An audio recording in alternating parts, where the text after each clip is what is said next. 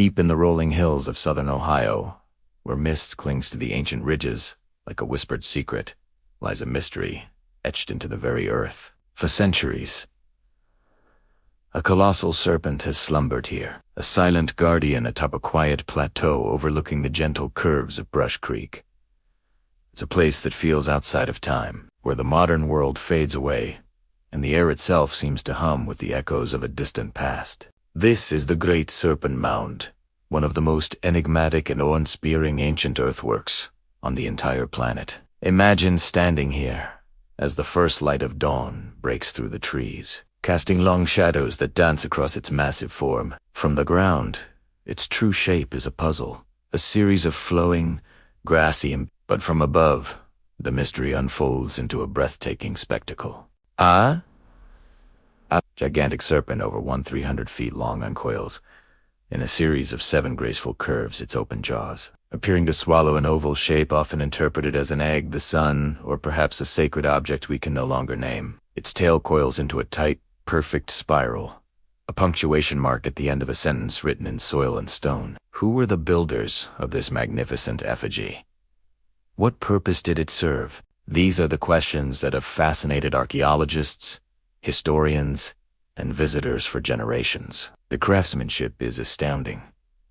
This wasn't just a mound of dirt piled high. It was a carefully planned, astronomically aligned masterpiece. The builders, using nothing more than woven baskets and simple digging tools, moved thousands of tons of earth, clay, and rock to create this precise, enduring shape. They sculpted the land with a vision and a reverence that we can still feel today. Theories about its meaning are as winding as the serpent itself. Was it a giant calendar marking the solstices and the head of the serpent aligns almost perfectly with the summer solstice sunset, while the coils seem to point to the winter solstice sunrise and the This suggests a deep understanding of celestial movements, a way to connect the heavens with the earth. Or was it a place of worship, a sacred site for rituals meant to appease powerful spirits? Some believe the serpent represents a deity or a mythological creature central to the beliefs of its creators, a protector of a sacred space, or a guide to the spirit world. Another compelling idea is that it commemorates a celestial event, like the dramatic appearance of Halley's Comet in the year 1066, which would have been a terrifying and wondrous sight to ancient peoples. The shape of the serpent, with its swallowing head, could be a literal depiction of a cosmic battle or phenomena. Others suggest it relates to the constellation Draco, the dragon, which includes the North Star of that era. The serpent on the ground could be a mirror of the serpent in the sky, a terrestrial map of the cosmos. What makes the Serpent Mound so profoundly captivating is that we don't have definitive answers. The people who built it left behind no written language, no texts to explain their monumental work. All we have are the clues they left scattered in the soil. Fragments of charcoal, bits of pottery, and the silent, imposing form of the serpent itself. Radiocarbon dating has placed the mound's construction around 300 BC by the Adena Culture, or perhaps later, around 1100 AD, by the Ford Ancient Culture. It's possible it was built by one group and later modified or used by another, adding layers of history and meaning over the centuries. The mound is built on a unique geological feature, cryptoexplosion.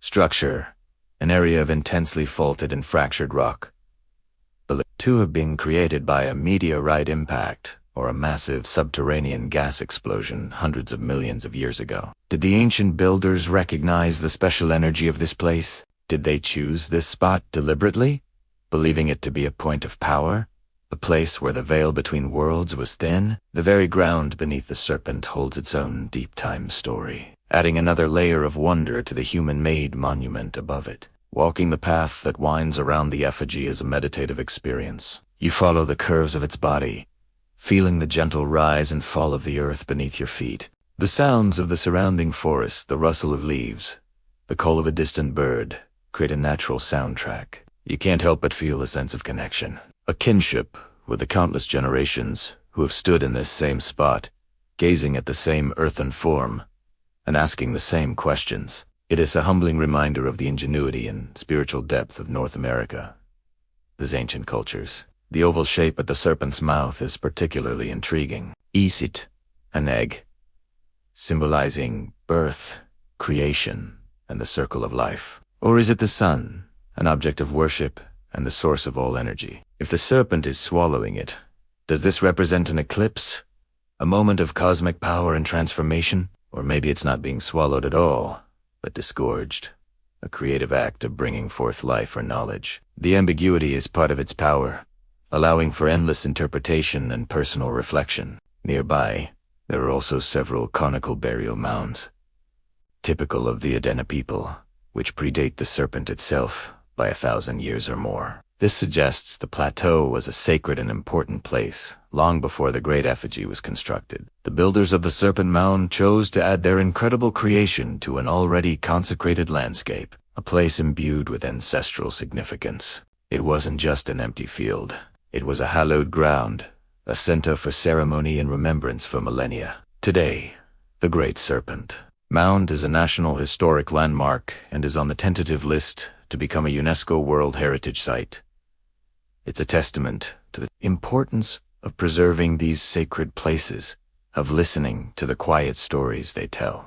It challenges our perceptions of primitive societies, revealing a culture with sophisticated astronomical knowledge, complex social organization, and a profound spiritual connection to the world around them. As we stand here, watching the shadows lengthen and the sun dip below the horizon, the serpent seems to come alive.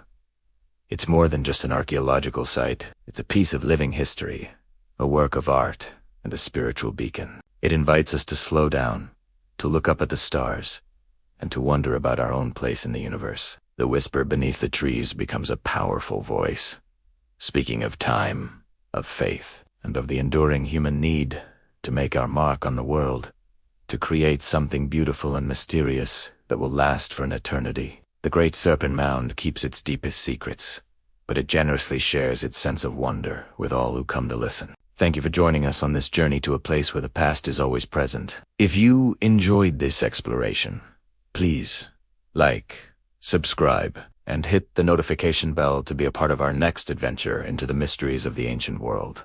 Welcome back to our journey exploring ancient wonders. In this chapter, we read taking our first steps onto the grounds of a truly remarkable site. A massive earthwork sculpture that has puzzled and fascinated people for centuries. So, what exactly are we looking at? This is what archaeologists call an effigy mound. The word effigy simply means a model or representation of something, often a person or an animal. And a mound is just a heap or bank of earth. So, an effigy mound is a giant sculpture built out of earth, shaped like a living creature. These unique structures are almost exclusively found here in North America, particularly in the Midwest. They were built by various indigenous cultures over 1,000 years ago. Unlike burial mounds, which were primarily used as tombs, the purpose of effigy mounds is less clear. They might have been ceremonial sites, clan symbols, or markers for important celestial events. Each one is a silent testament to the sophisticated worldview and artistic skill of its creators. The one we're visiting today is perhaps the most famous of them. All a winding, serpentine figure that stretches across the landscape like a sleeping giant. As we get closer, its immense scale starts to become real. It's one thing to see it in a book, but another entirely to stand beside it. When the first European settlers and explorers arrived in this region in the 1800s, they were completely stunned by what they found. Imagine riding on horseback through dense forests and suddenly coming across a clearing with this enormous, perfectly formed serpent made of earth. It must have felt like discovering something from another world. The earliest written accounts are filled with a sense of awe and disbelief. In 1846, two men named Ephraim Squire and Edwin Davis conducted the first systematic survey of the mound. They were pioneers of American archaeology, and their book, Ancient Monuments of the Mississippi Valley, became a foundational text. They meticulously measured the serpent, noting its graceful curves, its coiled tail, and the mysterious oval shape at its head. They described it as beautifully and gracefully arched, marveling at how the builders used the natural terrain to enhance its form. Other early visitors wrote letters and diaries, often calling it a wonder and speculating wildly about who could have built it. Some thought it was the work of a lost civilization, unable to believe that the ancestors of the local Native American tribes could have created something so monumental. These early impressions, a mix of scientific curiosity and romantic fantasy, are what first brought this incredible earthwork to the world's attention. They painted a picture of a mysterious and powerful symbol, left behind by an ancient people, just waiting to be understood. And that sense of wonder they felt is still palpable here today. Let's take a slow, relaxing walk around the mound, starting at its tail. The path here is soft, carpeted with grass, and the air is filled with a gentle hum of insects and the rustle of leaves. The tail begins with a tight, triple coil. As we follow its path, you can feel the deliberate nature of its construction. The earthen bank is about waist-high, a smooth, rounded ridge that feels solid and permanent underfoot. It's like walking alongside a sleeping dragon. The coils slowly unwind into a long, flowing body that gracefully curves back and forth. You can see how the builders used the natural slope of the land. The serpent's body seems to slither along the ridge, its form perfectly integrated with the surrounding environment. Walking the length of its body is a meditative experience. You're not just looking at it, you're interacting with it, tracing the same path that people have walked for over 1,000 years. We'd arch step, the modern world seems to fade away, replaced by a deep sense of connection to the past. The curves are so fluid, so organic. It doesn't feel like something man-made in the way a straight wall does. It feels like a part of nature itself, something that grew right out of the earth. The sheer scale is hard to comprehend. The serpent stretches for over 1/4 of a mile. It is so long that you can't see the whole thing from any single spot on the ground. As we continue our walk, the long, winding body of the serpent leads us toward the bluff's edge. The view from up here is breathtaking, looking out over the Winding Creek Valley below. The ancient builders chose this spot for a reason. It's a place of power and beauty.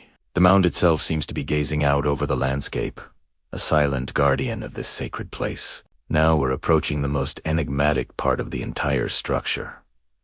The head. The body of the serpent leads into a large, open-mouthed crescent, which seems to be swallowing or holding a distinct oval shape. This oval is a mound within a mound, a feature that has sparked endless debate. What does it represent? Is it an egg, as many have suggested? Is the serpent giving birth, or consuming the sun? Or perhaps it represents a star, or a sacred object. Some theories connect it to astronomical events, like a solar eclipse or the appearance of a comet. Looking at it up close, you can see the precision of its shape. The oval is perfectly formed, a self-contained feature nestled within the serpent's jaws. There's a quiet intensity to this part of the mound. It feels like the focal point, the climax of the story the earthwork is telling. Standing here between the jaws of the serpent and the mysterious oval, you can't help but feel a profound sense of mystery. It's a riddle written on the land, an invitation to contemplate the cosmos, life, and death. Looking at the oval from another angle, you can see a small, raised stone platform at its center. Although it's now mostly covered by earth and grass, early excavations found that this area had been subjected to intense fire, leaving behind a layer of ash and charcoal. This suggests that the oval was a place of ceremony, perhaps an altar where fires were lit for rituals. Imagine this place at night, centuries ago. The stars are brilliant in the dark sky, and a huge bonfire blazes from the center of the oval, its light flickering across the serpent's earthen form. People are gathered, their faces illuminated by the flames, chanting or singing. The entire serpent would seem to come alive in the dancing firelight. It's a powerful image, and it helps us understand that this wasn't just a static sculpture. It was a dynamic, active ceremonial center, a place where people connected with their spiritual world. The combination of the serpent effigy, the dramatic bluff-top location, and the evidence of fire rituals all point to a place of immense significance. The people who built this weren't just piling up dirt, they were creating a sacred space, a landscape imbued with meaning and power. They were shaping the very earth to reflect their understanding of the universe. Walking away from the head and looking back, you get a new perspective. From a distance, the individual parts the coiled tail, the winding body, the head, and the oval all merge into a single, cohesive image. It's a masterpiece of landscape art. The genius of its creators was not just in their ability to build on a massive scale, but in their artistic vision. They understood form, flow, and symbolism. They knew how to create an image that was both simple and profound, an image that would endure for 1,000 years and continue to inspire awe and wonder in all who see it. This first impression, This slow walk around its perimeter is just the beginning of our exploration. We've seen its form, felt its scale, and contemplated its most mysterious features. We've walked in the footsteps of those early explorers from the 1800s and felt the same sense of wonder they did. But we've also touched on a deeper understanding, seeing it not just as a curiosity, but as a sophisticated and sacred creation of an ancient American culture. It is a reminder that this land has a history that is far older and richer than we often realize. As we leave the mound for today, the image of the Great Serpent stays with USA, powerful symbol of the enduring connection between people, the land, and the cosmos. Thanks for joining me on this walk. In our next chapter, we'll dive deeper into the science and archaeology of the mound, exploring what modern research can tell us about who built it and why. Be sure to subscribe so you don't miss it. Welcome back to our journey into the heart of Serpent Mound. In our last chapter, we explored the cosmic alignments that connect this ancient earthwork to the sun and moon. But the story of this place goes much, much deeper than what we see in the sky. Today, we're venturing into the land itself, into a story written in stone millions of years before the first human hands shaped this soil. We're exploring the land beneath the serpent. Imagine standing here, not 2,000 or 3,000 years ago, but 300 million years ago. This entire region, now a peaceful Ohio landscape, was the scene of an almost unimaginable cosmic event. An asteroid or comet, traveling at incredible speeds, slammed into the Earth. The impact was cataclysmic. It released energy equivalent to millions of nuclear bombs, instantly vaporizing rock and sending shockwaves deep into the planet's crust. In that single violent moment, the ground we're standing on was forever changed. It created what is now known as the Serpent Mound crater, or the Adams County impact structure. It's one of only about 20 confirmed impact craters in the entire United States, and Serpent Mound is perched right on its edge. Now, you might be thinking, where's the crater? I don't see a giant bowl in the ground. And you're right. 300 million years is a very long time. The forces of erosion wind water and ice have worked tirelessly to smooth out the landscape. The original crater, estimated to be about 5 miles or 8 kilometers in diameter, has been filled in and worn down.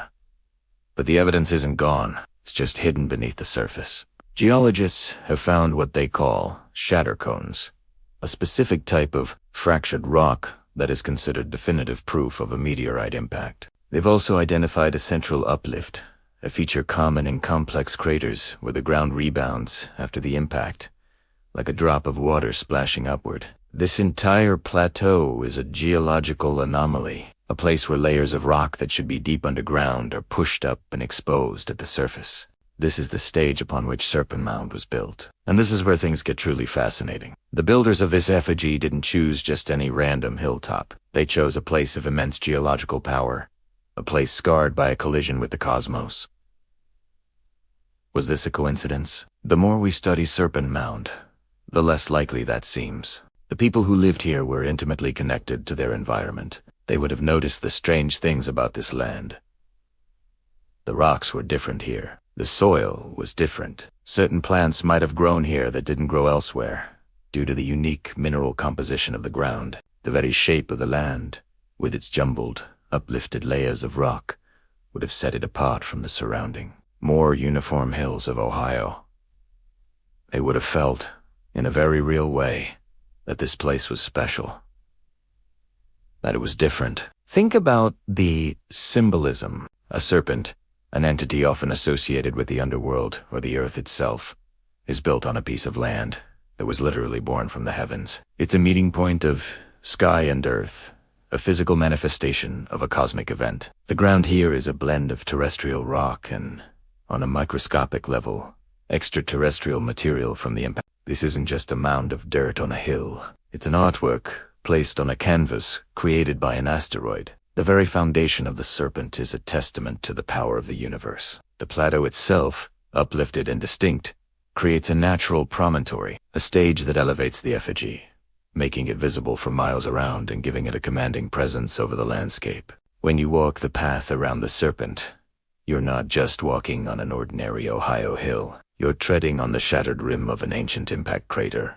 The ground beneath your feet is a complex geological puzzle. There's a theory that the magnetic anomalies present at impact sites, Serpent Mound included, might have been detectable to ancient peoples, perhaps perceived as a unique energy or spirit of place. The natural fault lines and fractures in the rock, created by the impact, could have been seen as sacred lines of power. These weren't just random cracks in the ground. They were features that made this spot unique in all the world. The builders chose this location with intention, with a deep understanding of its profound and ancient history. They recognized its power. This unique geology also contributes to the preservation of the mound. The bedrock here is stable, a solid foundation that has held the serpent's form for centuries. It's as if the cataclysm of the past created a perfect, enduring pedestal for the future. The high ground provides excellent drainage, protecting the delicate earthwork from being washed away by rain and snow. Every aspect of this location, from its dramatic origin story to its practical benefits, seems perfectly suited for a monument of great and lasting significance. The land wasn't just a backdrop for the serpent. It was an integral part of its meaning. The story of the serpent is inseparable from the story of the star that fell to Earth. It has a connection that adds an incredible layer of depth to what is already one of the most enigmatic sites on the planet. The builders didn't just sculpt the Earth, they collaborated with it. They took this wounded, powerful piece of land and adorned it with a symbol that speaks of cycles, renewal, and the eternal dance between the sky above and the ground below. Join us next time as we delve into the culture of the people who might have built this incredible monument. Well, what did they believe? And what message were they trying to leave for us? The mystery of Serpent Mound continues. Thanks for watching, and if you're enjoying this journey, don't forget to like and subscribe for more. Welcome back to our journey through ancient mysteries. Tonight, we settle in for Chapter 4, as we delve into one of North America's most enduring archaeological puzzles. Who built the Serpent Mound? For generations, this magnificent earthwork, snaking across a plateau in what is now Ohio, has captivated our imaginations. But its origins are shrouded in debate, a quiet, scholarly disagreement that centers on two distinct ancient cultures, the Adena and the Fort Ancient people. As we drift into this story, imagine yourself standing on that grassy bluff, the gentle breeze carrying whispers from the distant past. The first group of potential builders is the Adena Culture. These people flourished in this region from around 800 BCE to 01 CE. They were among the first to build large, elaborate earthworks, often for ceremonial or burial purposes. For a long time, the prevailing theory was that the Serpent Mound was an Adena creation. This idea was based on several nearby conical burial mounds that were definitively attributed to the Adena. It seemed logical to connect the giant effigy to the same master builders who had so dramatically shaped the surrounding landscape. The Adena were known for their sophisticated societies, their intricate trade networks, and their deep spiritual connection to the land, expressed through these monumental constructions. The serpent, a powerful symbol in many ancient cultures, could have held significant meaning for them, perhaps representing a deity, a celestial event, or a pathway to the spirit world. The sheer scale and artistry of the mound fit well with what we know of Adena, ambition, and skill. So, for many years, the answer seemed settled. The Serpent Mound was an ancient masterpiece, a legacy of the Adena people, left to puzzle and inspire future generations. But archaeology is a science of revision, of new discoveries, challenging old certainties. And so, our story introduces the second candidate, the Fort Ancient Culture. These people lived in the same region, but much later, from approximately 1000 to 1750 CE, nearly 1,000 years after the Adena culture had faded. The Fort Ancient people were also accomplished mound builders, but their societies and artistic styles were distinct. They were primarily agriculturalists, living in larger, more permanent villages, often fortified with stockades, hence their name. The debate shifted dramatically in the 1990s when a new and powerful tool was brought to bear on the mystery radiocarbon dating. Imagine archaeologists carefully, almost surgically, collecting tiny samples of charcoal from within the mound structure. These flecks of burnt wood are like tiny time capsules. Every living thing absorbs carbon from the atmosphere, including a radioactive isotope called carbon-14. When an organism, like a tree, dies, it stops absorbing carbon, and the carbon-14 within it begins to decay at a very precise, known rate. By measuring how much carbon-14 is left in a piece of charcoal, scientists can calculate how long ago the wood was burned. It's a beautifully elegant method for peering back in time. In 1991, a team of archaeologists did just this. They excavated small sections of the Serpent Mound, looking for undisturbed, original material. They found bits of charcoal buried deep within the earthen walls of the serpent. When these samples were sent to the lab, the results were stunning. The dates came back not to the time of the Adena, but to around 1070 CE, squarely in the middle of the Fort Ancient period. It was a groundbreaking revelation that turned the old consensus on its head. Suddenly, the narrative changed. Perhaps the mound wasn't a solitary monument from the distant past, but was instead built by a vibrant, thriving culture much more recently. This new evidence suggested that the Fort Ancient people, not the Adena, were the architects of this grand design. This new timeline also offered intriguing new interpretations. For example, the year 1066 CE saw the brilliant appearance of Halley's Comet, an event recorded by cultures across the globe. Could the sinuous, bright-headed form of the Serpent Mound be a depiction of this spectacular celestial visitor? Furthermore, in 1054 CE, a supernova occurred, creating the Crab Nebula. It was so bright it was visible during the daytime for weeks. The oval shape at the serpent's head has been interpreted by some as the serpent swallowing the sun, or perhaps this cosmic egg from the supernova. Aligning the Mound's construction with these known astronomical events during the Fort Ancient period provided a powerful and compelling new story for its creation. The debates seem to be swinging decisively in favor of the Fort Ancient people, but the story, like the serpent itself, has more twists. As we relax and let our minds wander through the layers of time, let's consider the Earth itself. Archaeologists don't just dig for artifacts. They read the soil like a book. The different layers, or strata, tell a story of time. Deeper layers are generally older, while upper layers are more recent. When excavating, one looks for a clear, undisturbed However, the Serpent Mound has been a tourist attraction for a long time. Over the decades, it has been reconstructed and repaired multiple times, starting in the late 1880s. This process of restoration, while preserving the mound's shape, unfortunately disturbed the very soil layers that hold the clues to its original construction. This complicates the radiocarbon dating evidence. Critics of the Fort Ancient theory began to ask an important question. Was the charcoal that was dated from the original construction, or was it from a later repair or ceremonial fire built on the mound by the Fort Ancient people? Is it possible that the Adena built the mound, and 1,000 years later, the Fort Ancient people came and used this sacred site for their own purposes, leaving their own temporal signature behind? This is known as the inheritance hypothesis. The idea is that the Fort Ancient people found this ancient, awe-inspiring earthwork and incorporated it into their own cosmology, perhaps adding to it or renovating it. This would explain the presence of Fort Ancient artifacts and the later carbon dates, without ruling out an original Adena construction. So, where does the debate stand today? It remains beautifully, wonderfully unresolved. It is a perfect example of the scientific process in action. We have one line of evidence, the nearby Adena burial mounds and their tradition association pointing to an earlier date. We have another powerful line of evidence,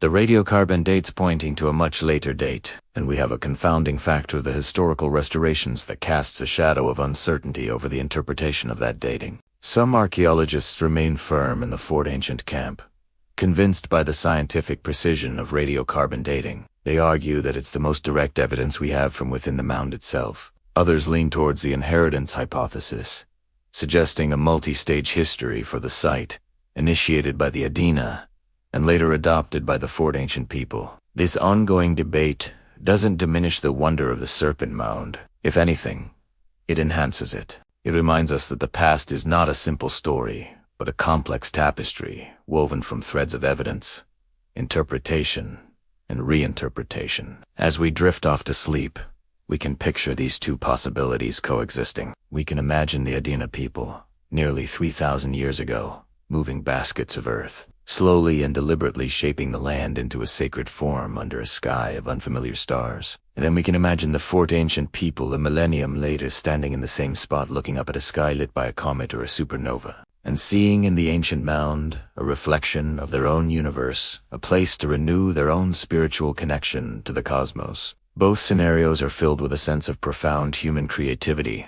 and a desire to connect with something larger than themselves, whether built by the Adena or the fort ancient people, or both. The Serpent Mound stands as a testament to the enduring human spirit. It is a quiet sentinel, holding its secrets close, inviting us to wonder, to question, and to dream. As we conclude this chapter, let the gentle mystery of the Serpent Mound guide you into a peaceful, restful sleep, filled with visions of ancient landscapes and celestial wonders. Thank you for joining me on this journey. Subscribe and follow for more explorations into the quiet corners of history. Sleep well. Welcome back to our journey through history. Today, we're diving deep into Chapter 5, A Serpent in the Earth, where we'll unravel the mysteries of one of North America's most enigmatic landmarks, the Great Serpent Mound. Picture this. You're standing on an overlook in rural Ohio, gazing down at a massive earthen sculpture. It's not just a pile of dirt. It's a masterpiece of ancient engineering, a serpent stretching over 1/4 mile. How did it get here? And more importantly, what does it mean? Let's start with the sheer scale of this effigy. The Great Serpent Mound measures an astonishing 1,348 feet from the tip of its tail to the front of its head. That's longer than 4.5 football fields laid end to end. Imagine the coordination, the labor, the shared vision it took for an ancient people, without modern tools, to construct something so immense and precise. This wasn't a casual project. It was a monumental undertaking, a statement etched into the very landscape. Now, let's trace its form, starting with the tail. It begins as a tightly wound triple coil.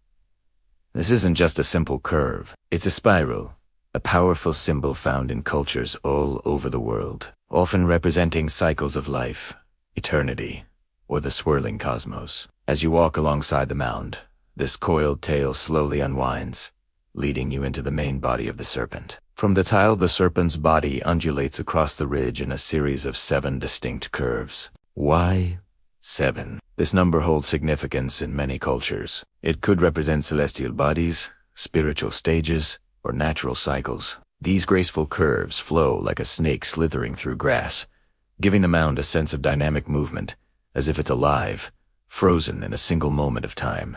The builders didn't just create a static shape. They captured the essence of serpentine motion. Each curve is a carefully planned arc, rising and falling with the natural topography of the land, making the serpent an integral part of its environment. It doesn't just sit on the land, it belongs to it. The body of the serpent varies in width and height. On average, it's about 20 feet across and stands several feet tall. This raised earthwork required moving thousands upon thousands of cubic feet of soil and clay, all carried by hand in baskets. The precision is remarkable. The curves are so uniform, so deliberate, that it is clear this was the work of skilled architects who had a complete plan from the very beginning. Finally, we arrive at the most debated and fascinating part of the effigy. The head. The serpent's body culminates in a large, raised, oval-shaped feature. What is it? The head of the snake appears to be open, as if it's about to swallow something. And what is it swallowing? A hollow egg-shaped mound sits just beyond its open jaws. This has led to countless theories. Is it a serpent devouring an egg, a symbol of life, death, and rebirth? Or perhaps it's the sun, linking the effigy to solar events and cosmic cycles. Some interpretations even suggest it's not an egg at all, but the eye of the serpent, or even a different celestial body like a planet. This head is strategically positioned on a promontory overlooking a creek, a place of natural power. Its orientation aligns with significant astronomical events, particularly the solstices. For example, the setting sun on the summer solstice aligns perfectly with the serpent's head, suggesting it might have functioned as a vast celestial calendar, marking the changing seasons for agricultural or ceremonial purposes. The builders were not just artists, they were astronomers. So, why a serpent? To understand this, we need to look at the role of serpents in indigenous North American cultures. Far from being a symbol of evil as in some traditions, the serpent was often a creature of immense power and importance. Snakes are connected to the earth, emerging from it and living within it. They are seen as guardians of the underworld, or conduits between the physical and spiritual realms. Their ability to shed their skin made them powerful symbols of transformation, renewal, and rebirth. In many creation stories, serpents play a crucial role. They are associated with water, lightning, and fertility, the very forces that govern life. A being that could move between water, land, and the underworld was seen as a mediator, a powerful spirit that could influence the world. The horned serpent, for example, is a major figure in the cosmology of many eastern woodlands and Mississippian cultures. This powerful being was believed to control storms, rain, and water, making it both feared and revered. The Great Serpent Mound could be a tribute to this entity, an appeal for its favor, or a way to harness its power. Some researchers believe the effigy is a depiction of a specific astronomical event. Could it represent Halley's Comet, which blazed across the sky in 1066? The serpent's sinuous body could easily be seen as the comet's long, flowing tail. If so, the mound would be a memorial to a spectacular celestial event that left a profound impact on its witnesses. Another theory connects the mound to the constellation Draco. When viewed from above, the shape of the mound has been compared to the star pattern of Draco, with the North Star, Polaris, located near the serpent's head in certain historical epics. If this is true, the effigy is not just a map of the earth, but a map of the heavens, grounding the cosmos on our own planet. The serpent shape also interacts with its specific location in a unique way. The ridge it rests on is near the site of an ancient meteorite impact, known as the Serpent Mound crater. Could the builders have recognized the unique geology of this place?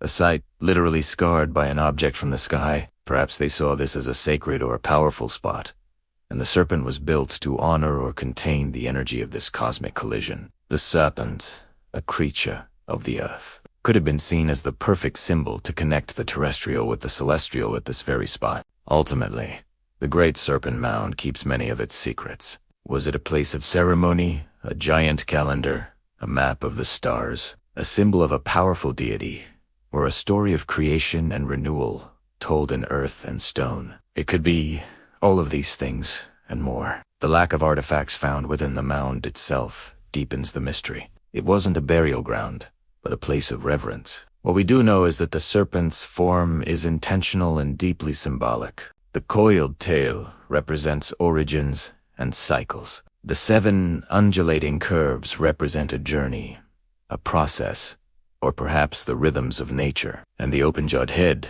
facing a celestial alignment, represents a moment of powerful transaction, consuming the sun, giving birth to the world, or marking a pivotal moment in time. As we stand back and look at the whole picture, we see an effigy that is perfectly integrated with its landscape, aligned with the cosmos, and loaded with cultural meaning. The Great Serpent Mound is not just an ancient relic. It's a living text, a serpent in the earth that continues to speak to us about the sophisticated worldview of its creators. It invites us to look closer, to question, and to appreciate the profound connection that ancient peoples had with the world around them and the sky above. Thanks for joining me on this exploration of the Serpent Mound's incredible shape. There's still so much to uncover about this amazing place. If you enjoyed this deep dive, make sure to like this video and subscribe to the channel for more chapters in our journey. See you next time.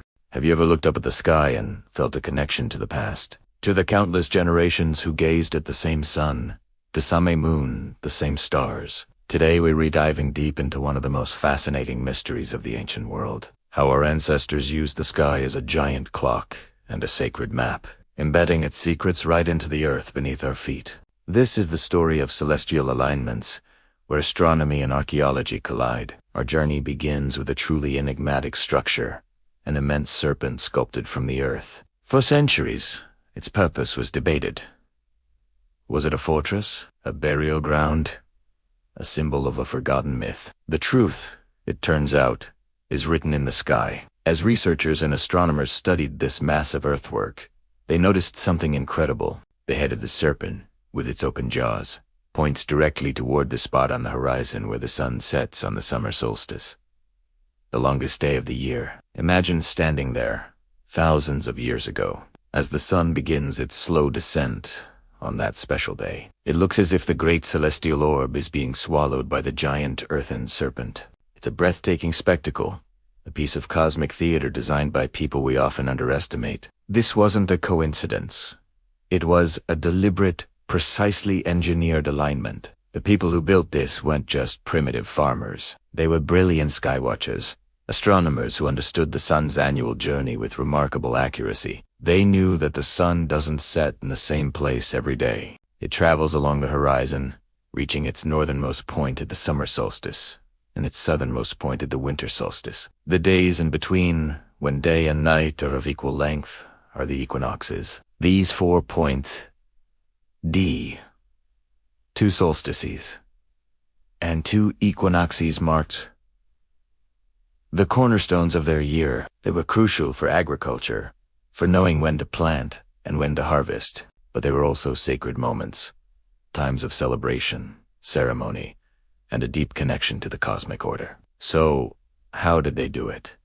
Without telescopes, without computers, without any of the modern tools we take for granted. They did it with patience and keen observation. They used simple but effective tools, like wooden posts stuck in the ground. By marking the position of the post's shadow each day at the same time, they could track the sun's path. Day after day, year after year, they would have noticed the patterns, the rhythm of the seasons playing out in light and shadow. These weren't just abstract observations. They translated this celestial knowledge into monumental architecture. The serpent's head aligning with the summer solstice sunset was just the beginning. As we look closer at other parts of this incredible structure, and others like it around the world, we find more alignments. Certain curves and mounds line up perfectly with the sunrise on the equinoxes. This allowed the community to pinpoint the exact start of spring and autumn. It's like a giant, natural calendar built into the landscape. No need to write it down when the earth and sky tell you the date.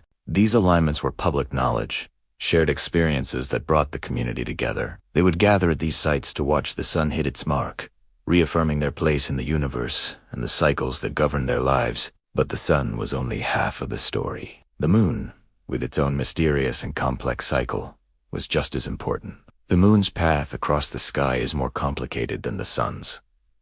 It has its own standstills, similar to the solstices, where it reaches its northernmost and southernmost rising and setting points on the horizon. This cycle, however, takes a much longer time to complete, about 18.6 years. It's astonishing to think that ancient people tracked this long, complex lunar cycle, but the evidence is there, etched into the land. Specific mounds and curves in these earthworks also align with these major lunar standstills. This reveals an even deeper level of astronomical sophistication. It meant that generations of observers passed down their knowledge, meticulously recording the movements of the moon over decades to pinpoint these crucial alignments. Why go to all this trouble? Why spend generations building these massive, astronomically aligned structures? Because for ancient people, the sky wasn't just a collection of distant objects. It was alive. It was powerful. The sun and moon were deities, ancestors, forces that brought life, warmth, and order to the world. Aligning their sacred spaces with these celestial events was a way of harmonizing their world with the divine. It was a way of participating in the cosmic dance, of ensuring the continued stability and prosperity of their community. These earthworks were more than just calendars. They were ceremonial centers, places of ritual, and observatories all rolled into one. They were where heaven met earth. Imagine the ceremonies that took place here, as the solstice sun set into the serpent's mouth, or the equinox sun rose over a specific mound. The event would have been accompanied by chants, music, and gatherings. It was a shared moment of wonder, reinforcing their worldview and their connection to each other and to the cosmos. As we stand here today, trying to decipher these ancient messages, we are reminded that we are part of a long chain of human curiosity. The same desire to understand our place in the universe that drove these ancient astronomers still drives us today. They used sticks and stones. We use powerful telescopes and space probes. But the fundamental quest is the same. The solstice mystery shows us that the line between science and spirituality was once beautifully blurred. Observing the sky was a practical necessity, but it was also a deeply spiritual act. These celestial earthworks are a testament to human ingenuity, our enduring fascination with the heavens, and our timeless need to find meaning and order in the vast expanse of the cosmos. They are a powerful reminder that the ground beneath our feet and the sky above our heads are connected in ways we are only just beginning to rediscover. Thank you so much for joining me on this journey into the past. If you found this as fascinating as I do, make sure to like this video and subscribe to the channel for more explorations into the mysteries of our world. Let me know in the comments, what do you think were these ancient builders, astronomers, priests, or both? I'd love to hear your thoughts. Until next time, keep looking up. Welcome, friends, to our journey through the rich tapestry of indigenous cosmology. Today, we turn our gaze to the eastern woodlands, a vast and ancient land where stories are woven into the very fabric of existence. In this chapter, we explore one of the most profound and powerful symbols in this spiritual landscape: the serpent. Far from being a mere creature of the earth, the serpent is a sacred being, a conduit between worlds, and a keeper of deep, primordial truths. Its presence ripples through countless traditions, a shimmering thread connecting the past to the present. Imagine a world not divided into a simple heaven and earth, but a complex, multi-layered cosmos. At its core are the sky world, the middle world where we reside, and the underworld. This underworld is not a place of punishment, but a source of immense power, a realm of water, creation, and transformation. It is here, in these dark, life-giving waters, that the great serpents dwell. They are the guardians of this potent domain, masters of the forces that lie beneath our feet. The horned serpent, known by many names across many nations, is perhaps the most revered. With shimmering scales, a body that mirrors the winding rivers, and horns that symbolize its immense spiritual authority, this being is both respected and feared. It embodies the dual nature of the underworld, itself a source of life-giving water and fertile soil, but also the keeper of chaotic, untamable energies that can bring forth floods and storms. In the stories of the Abyssinia people, we hear of Mishapeshu, the great lynx or underwater panther, often depicted with the body of a wild cat and the tail of a serpent. Mishapeshu is the supreme ruler of the underwater world, a guardian of the vast freshwater lakes. He's a powerful, ambivalent spirit. On one hand, he controls the copper found along the lake shores, a sacred material imbued with healing properties. To be gifted this, copper was a sign of great favor. On the other hand, Mishapeshu's temper could stir the waters into a deadly frenzy, a reminder of nature's untamed power and the respect it demands. Sailors and travelers would leave offerings of tobacco, a sacred plant, to appease Mishapeshu and ensure safe passage across his domain. These stories teach a vital lesson. The forces of the universe are not simply good or evil, but are powerful currents that must be navigated with wisdom, respect, and reciprocity. The serpent's connection to water is fundamental. Water is life. It nourishes the earth, allows crops to grow, and sustains all living things. As beings of the water, serpents are intrinsically linked to fertility and abundance. Their slithering movement across the land was seen as an echo of meandering rivers and the life-giving streams that carved their way through the forests and fields. A serpent sighting near a spring or river was often considered a potent sign, a message from the spirits that the waters were healthy and the land was blessed. The shedding of a serpent's skin is a powerful and visible metaphor for rebirth and transformation. Just as the serpent casts off its old form to emerge renewed, so too does the earth undergo its own cycle of death and rebirth through the seasons. This process of renewal is central to the worldview of the eastern woodlands peoples. It speaks of resilience, of the world's ability to heal and begin anew, and of the spiritual transformations that individuals and communities can undergo. The serpent, in its quiet, cyclical renewal, is a teacher of this profound, life-affirming truth. This connection to rebirth extends to the celestial realm. In many traditions, the serpent is not confined to the underworld.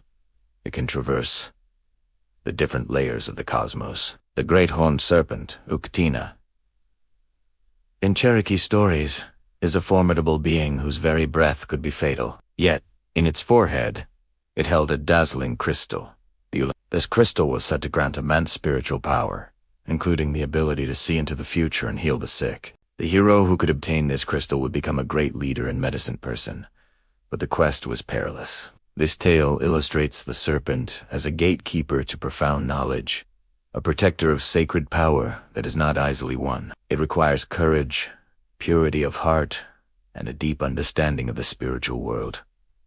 The serpent's form is also mirrored in the sky. The Milky Way, that great shimmering river of stars, has been seen as a celestial serpent, a cosmic reflection of the sacred rivers on Earth. Its movement across the night sky marks the changing seasons, guiding ceremonies and planting cycles. The serpent is also a protector. Its image was often carved into sacred objects, woven into textiles, and etched onto gorgeous ornamental shells worn as pendants. These depictions were not mere decoration. They were powerful emblems of protection. A warrior might wear the image of a serpent to invoke its strength and its ability to move between worlds, to be elusive and powerful. A community might place serpent motifs on ceremonial objects to guard against negative spiritual forces. The serpent, as a creature of the boundary between worlds, could act as a mediator and a guardian, keeping the delicate balance between the realms intact. Its presence could ward off malevolent spirits and ensure the spiritual well-being of the people. This protective power is a reminder that the most potent forces of the universe can also be our greatest allies, if we approach them with the proper respect and understanding. Let us travel now to the great earthen mounds that rise from the landscape of the Ohio River Valley. Here, we find one of the most awe-inspiring testaments to the serpent as a significance, the Great Serpent Mound. This effigy mound, over 1,000 feet long, depicts a massive serpent uncoiling across the land, its head seeming to swallow an oval shape, which may represent an egg, the sun, or a celestial body. The precise meaning is held by the ancestors who built it,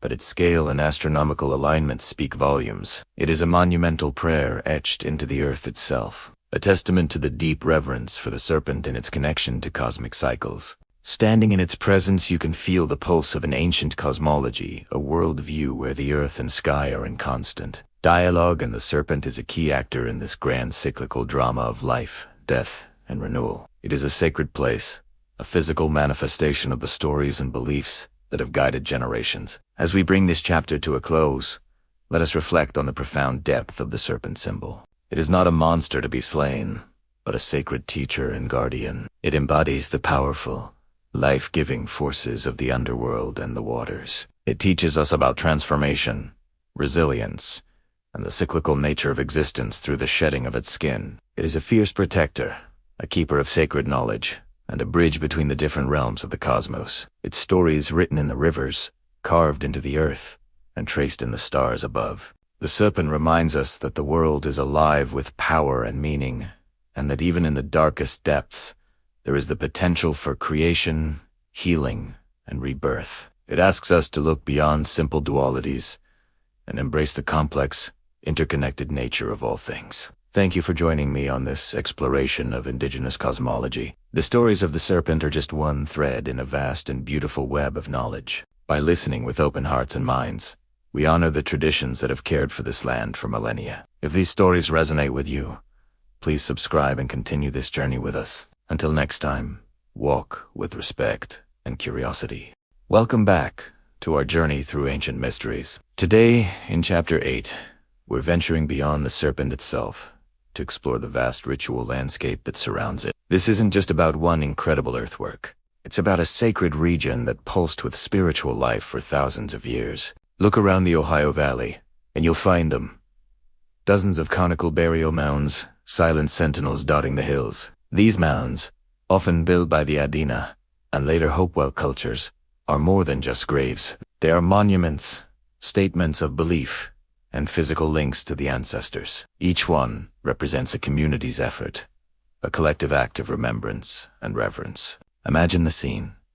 Groups of people, generation after generation, carrying basketfuls of earth to construct these impressive structures, honoring their most respected dead. The most famous of these nearby mounds is probably the Miamisburg Mound, one of the largest conical mounds in North America. But there are many others, smaller yet no less significant, scattered throughout the region. These mounds weren't placed randomly. They were carefully positioned within the landscape, often on high ground, overlooking river valleys. This placement suggests they were meant to be seen, to be part of a larger network of sacred sites. The Serpent Mound doesn't exist in a vacuum. It's the spectacular centerpiece of a sprawling ceremonial complex. For millennia before and after the Serpent was built, this area was a destination for pilgrimage, a place for ceremony, and a focal point for communities across the region. Think of it like a massive, open-air cathedral, with the river valleys as its aisles and the mounds as its altars. Archaeologists have found evidence of large gatherings,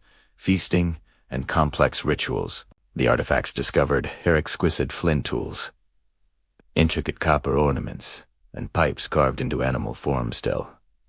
A story of a rich ceremonial life. These items weren't just for everyday use. They were special objects, imbued with spiritual power and used in rituals that connected the people to their cosmos, their ancestors, and the spirits of the land. The very geography was sacred. The confluence of rivers, the dramatic bluffs, the alignment of celestial events all were part of this spiritual map. The people who lived here didn't just inhabit the landscape. They were in a constant dialogue with it. The seasons, the cycles of the moon, the rising and setting of the sun, these were not just astronomical events, but divine dramas played out across the sky, and the earthworks were their theaters. This brings us to a fascinating question. What was the Serpent's role in this grand sacred geography? It's not a burial mound. Very few artifacts were found within it, suggesting its purpose was different. Was it a guide? Perhaps its winding form represented a spiritual path, a journey from the profane to the sacred, leading pilgrims toward other ceremonial centers. The head of the serpent aligns with the summer solstice sunset, a celestial guidepost marking a crucial time of year.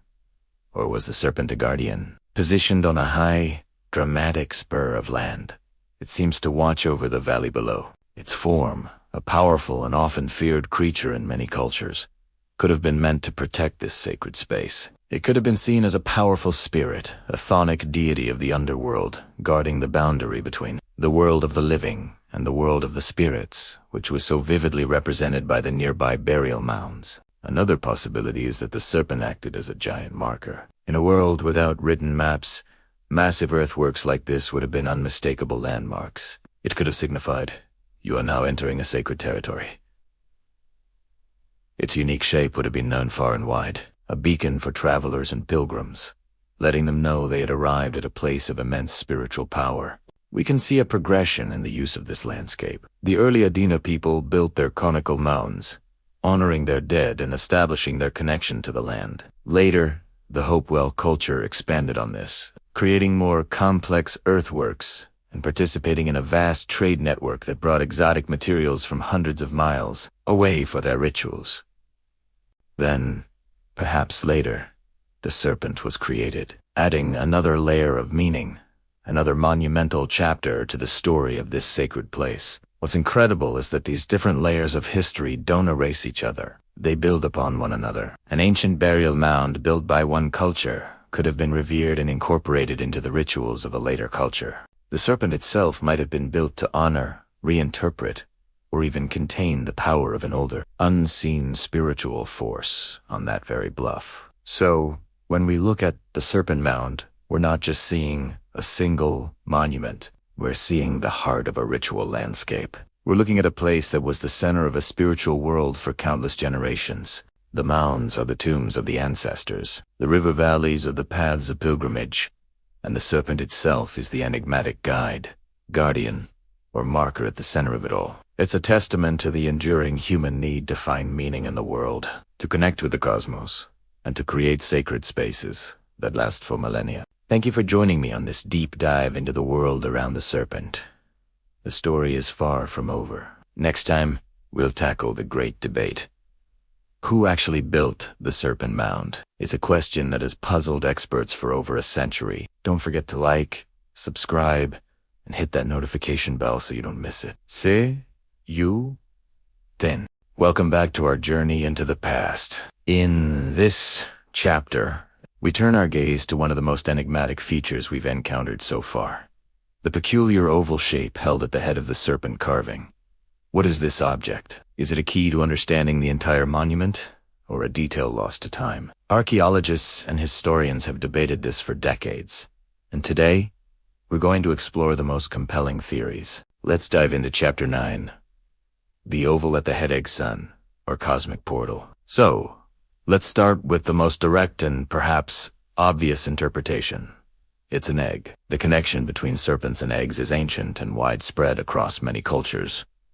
Snakes are oviparous, meaning they lay eggs. An image of a serpent holding an egg could be a straightforward representation of the natural world, a symbol of life, birth, and the cycle of reproduction. This interpretation paints a picture of a people deeply connected to their environment, observing the natural processes around them and embedding them into their most sacred art. It speaks to a reverence for fertility and the continuation of life. A serpent, often seen as a guardian or a powerful chthonic being, protecting an egg, the very source of new life, is a potent symbol. It's simple, elegant, and grounded in the observable world. But as we'll see, simplicity is often just the first layer of a much more complex story.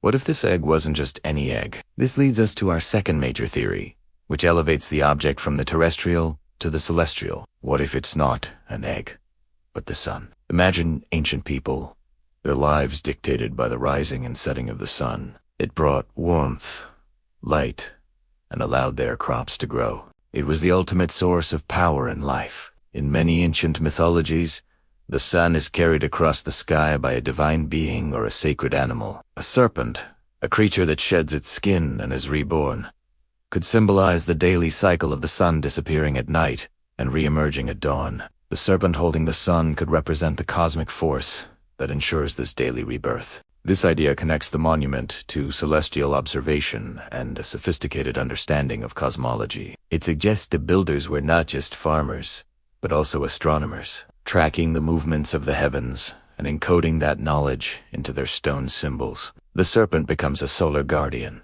a cosmic entity responsible for maintaining the order of the universe. This interpretation transforms the carving from a simple nature scene into a profound cosmological statement. Now, let's combine these first two ideas into something even more profound. The cosmic egg. This concept is found in creation myths from all over the world, from ancient Egypt and Greece to India and China. The cosmic egg, or world egg, is a mythological motif where the universe or some primordial being comes into existence by hatching from an egg. In these stories, the egg often contains the potential for all of existence. It's the seed of the cosmos.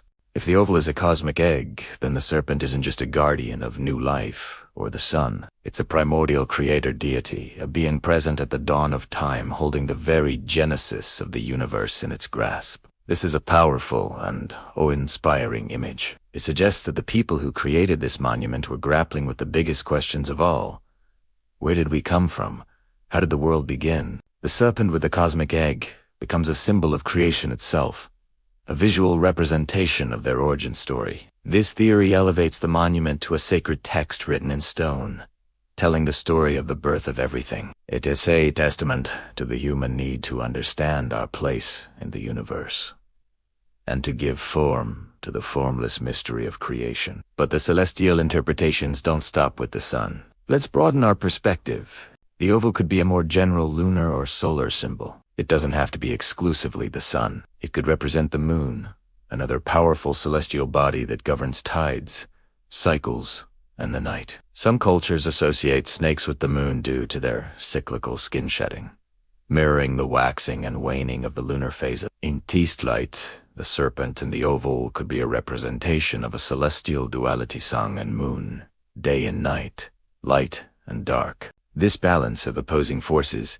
is a common theme in ancient belief systems, representing the fundamental order and harmony of the cosmos. The serpent, as a creature that bridges different realms, Earth and the underworld, for example, would be the perfect mediator for these celestial powers. So, the oval might not be one specific object, but a symbol for celestial power in a broader sense, encompassing both the sun and the moon. This interpretation highlights a sophisticated awareness of cosmic rhythms and the interconnectedness of the heavens and the earth. Finally, we arrive at our most abstract and mind-bending theory. What if the oval isn't an object at all? What if it's a space, a portal, or a gateway? In many shamanistic and spiritual traditions, serpents are seen as spirit guides, creatures that can travel between the physical world and the spirit realm. They can lead souls to the afterlife or bring wisdom from the gods. In this context, the oval shape held by the serpent could represent a portal, a doorway to another dimension, the realm of the ancestors, or the world of the gods. The serpent is not just holding an object, it is opening a threshold. This would make the monument a place of immense spiritual power, a site for rituals, shamanic journeys, or communication with otherworldly beings. The carving would serve as a visual focus, a point of concentration for a ritual specialist to enter the spirit world. This theory is exciting because it frames the monument not as a static symbol, but as a functional tool for spiritual practice. It suggests a dynamic and interactive relationship with the sacred. The oval becomes a shimmering, active gateway, and the serpent is the key, the guardian of the passage between worlds. So, as we stand back and look at this mysterious oval, we're left with a spectrum of incredible possibilities. Is it an egg, a symbol of earthly life and fertility? Is it a sun, representing cosmic power and celestial cycles? Is it the cosmic egg, a depiction of the very moment of creation? Or is it a portal, a gateway to other realms? The truth is, we may never know for certain. The creators of this monument took their precise meanings with them. But perhaps that's the point. It's possible the symbol was intentionally multi-layered, designed to hold all of these meanings at once. It could be an egg, the sun, and a portal, all at the same time, depending on the context of the ritual or the knowledge of the viewer. This ambiguity is what makes ancient art so fascinating. It doesn't give us easy answers. Instead, it invites us to think, to wonder, and to connect with the deep questions that have fascinated humanity for millennia. What do you think this oval represents? Let me know your theories in the comments below. Join us next time as we explore the intricate patterns that cover the serpent's body. Thanks for watching, and don't forget to subscribe for more journeys into the ancient world. Welcome back to our journey into the past. Today, we're diving deep into Chapter 10, Ancient Engineering. And we're re-asking a question that has baffled experts for centuries. How exactly were these colossal earthworks built? The answer isn't about alien technology or lost secrets. It's a story of human ingenuity, incredible organization, and sheer determination. Picture this: a bustling community, thousands of people working together with a shared purpose. The basic building block of these massive structures wasn't stone or brick, but something much more humble: soil. And the primary tool: a simple basket. That's right. These immense mounds and complex geometric shapes were built one basket load of earth at a time. Imagine the scene. Long lines of people digging soil, filling their baskets, and carrying them, load after load, to a designated spot. It's a staggering thought. Tens of millions of cubic feet of earth, all moved by human hands. But it wasn't just a matter of piling dirt into a heap. This was sophisticated engineering. Archaeologists have discovered that these mounds were constructed in careful, deliberate layers.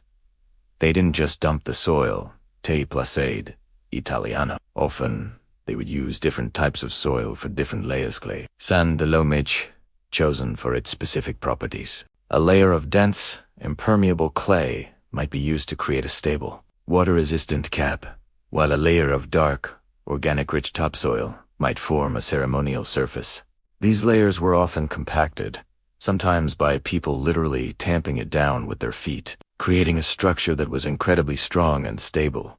This layered approach, known as stratigraphy, wasn't just for structural integrity. In some mounds, the different colors and textures of the soil layers created beautiful, intricate patterns, like a giant, subterranean work of art.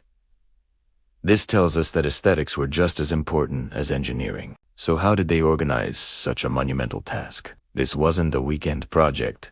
Building a major earthwork could take generations. It required a level of social and political organization that is truly mind. Think about the logistics involved. You need leaders to envision the project, architects to design it, and managers to oversee the labor force. You need to feed and house thousands of workers, potentially for extended periods. This implies a stable, agricultural society with a surplus of food and a clear social hierarchy. It suggests a shared belief system, a powerful reason that could unite so many people in a common goal. Whether it was for a chief, a deity, or the community itself, the motivation had to be powerful enough to sustain this effort over decades, even centuries. Perhaps the most astonishing part of this whole story is the vision it required. Many of these ancient earthworks, like the famous Serpent Mound in Ohio or the geometric enclosures at Newark, are so vast that their full shape is only visible from high above. The people who built them never saw their creation in its entirety, not in the way we can today from an airplane or a drone. They couldn't just step back and admire their handiwork. They had to hold the entire complex design in their minds. Every angle, every curve, every line had to be planned and executed from a ground-level perspective. Imagine the surveyors, using simple tools perhaps, just stakes and lengths of cord to lay out these precise geometric shapes over uneven terrain. They had to understand advanced principles of geometry and astronomy. Many of these earthworks are aligned with solstices, equinoxes, or lunar cycles.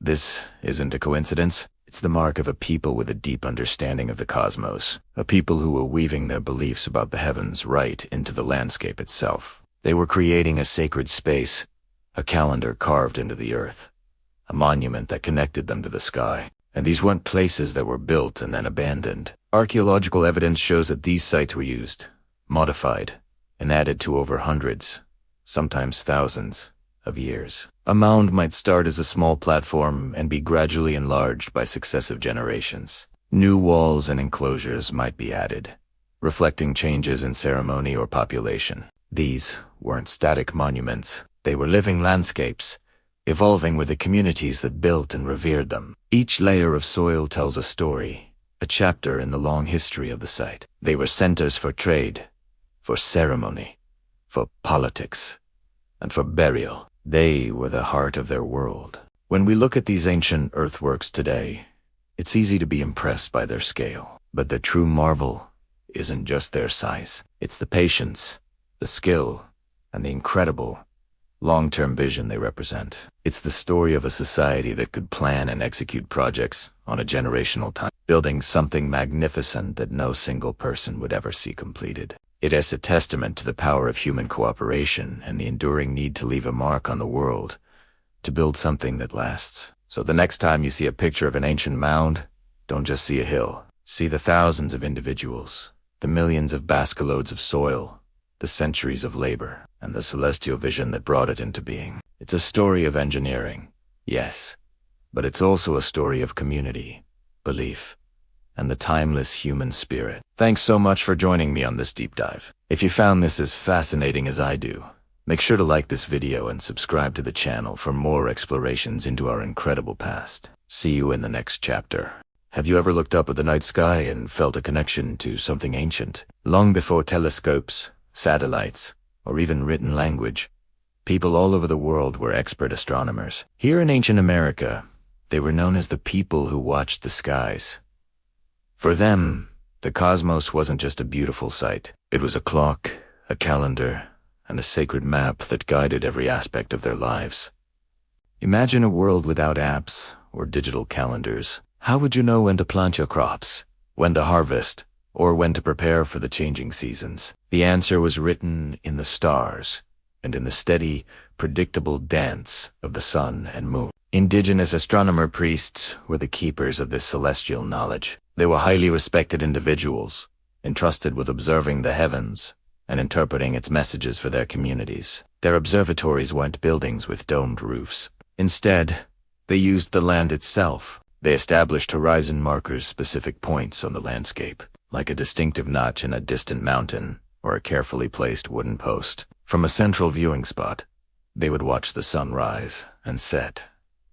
Each day, they knew that the sun's position at sunrise would slowly shift along the horizon throughout the year, moving north in the summer and south in the winter. The points where the sun reached its northernmost and southernmost limits were incredibly important. We know these as the solstices. The summer solstice, the longest day of the year, marked the peak of summer. The winter solstice, the shortest day, signaled the coming of deep winter, but also the hopeful return of the sun and longer days.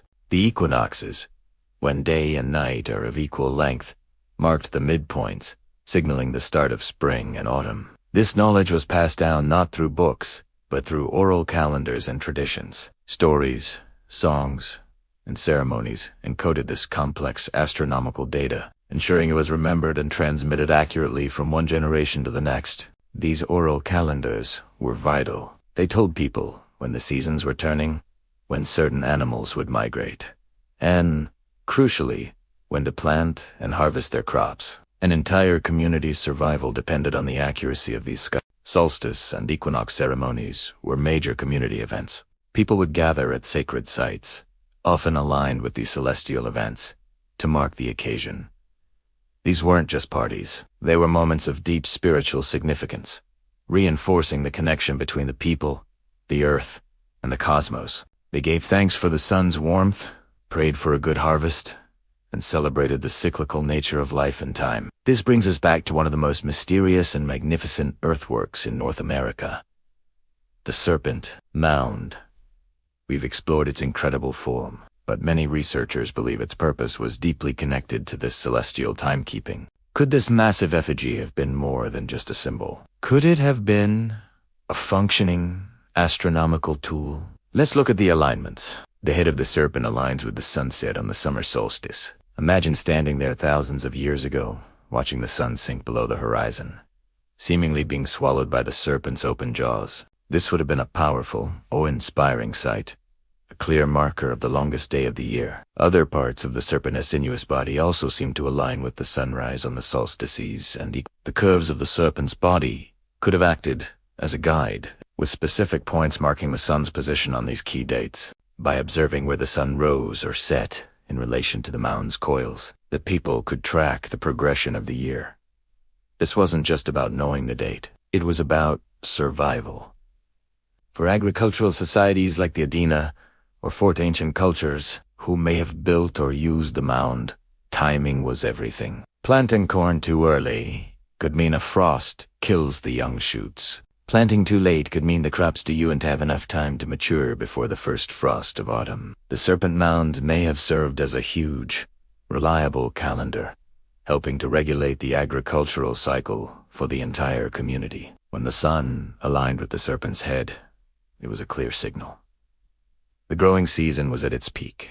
When it aligned with other points, it might signal the time for harvest or the time to store food for the winter. The mound, therefore, was a fusion of art, spirituality, and practical science. It connected the sacred realm of the sky with the earthly realm of sustenance and daily life. Think about the level of planning and observation required. Generations of skywatchers would have had to meticulously record the sun's movements to identify these key alignments. Then, a massive, coordinated labor force would have been needed to move tons of earth to construct the mound with such precision. This tells us about the sophistication of their society, their ability to organize, to share knowledge, and to undertake monumental projects that spanned generations. The Serpent Mound is a silent testament to a people who lived in deep harmony with the natural world. They didn't see themselves as separate from the environment, but as part of a larger cosmic web.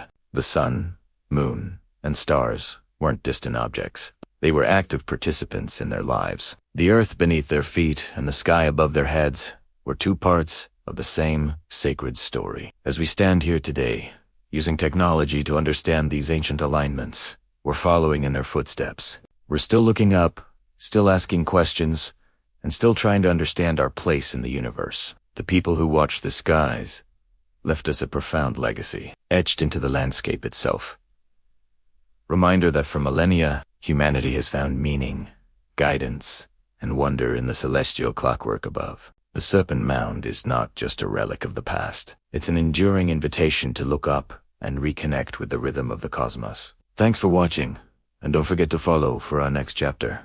Hello, and welcome back to our journey through the mysteries of the past. Today, in Chapter 12, we re-unraveling a symbol that has slithered its way through cultures and across continents for millennia. The serpent. Our starting point is the magnificent Great Serpent Mound in Ohio, an ancient effigy that coils across the landscape. But this incredible earthwork isn't an isolated phenomenon. It's part of a global tapestry of serpent mythology, a shared human fascination with this enigmatic creature. We're not suggesting that ancient Ohioans were sailing to Egypt or trading with the Maya. Instead, we're exploring something even more profound. A universal archetype. How is it that so many distinct cultures, separated by vast oceans and thousands of years, all looked at the serpent and saw something powerful, something divine? From the fields of North America to the deserts of the Nile, the jungles of Mesoamerica, and the sacred rivers of India, the serpent appears again and again. It represents creation, destruction, fertility, and eternity. It's a symbol of the dualities that define our existence: life and death, good and evil, chaos and order. Let's begin our exploration in ancient Egypt, a civilization built along the life-giving Nile River, which itself snaked through the desert like a great serpent. Here, the cobra was a creature of immense significance. The uraeus, an upright cobra, was the emblem of royalty and divine authority, worn on the pharaoh's crown. It was a symbol of protection, believed to spit fire at enemies. But the serpent's role was complex. The god Apep was a colossal serpent of chaos who dwelled in the darkness of the underworld, forever trying to swallow the sun god Ra as he journeyed through the night. Each morning Ras, victory over Apep ensured. The sunrise, a daily cosmic battle between order and chaos, light and darkness, personified by the serpent. This duality is fascinating. On one hand, you have the protective, royal cobra, a symbol of legitimacy and power. On the other, you have a monster of the abyss, the ultimate enemy of creation. This shows us that for the Egyptians, the serpent wasn't simply good or evil. It embodied the fundamental forces of the universe itself. It represented the raw, untamed power of nature, which could be both a protector of the divine king and a threat to cosmic order. This complex view sets the stage for what we'll see in other cultures around the globe. The serpent is rarely a simple character. It's a being of immense power, capable of representing opposite concepts simultaneously. Now, let's journey across the Atlantic to Mesoamerica, a region teeming with incredible serpent deities. Here, the serpent isn't just a symbol.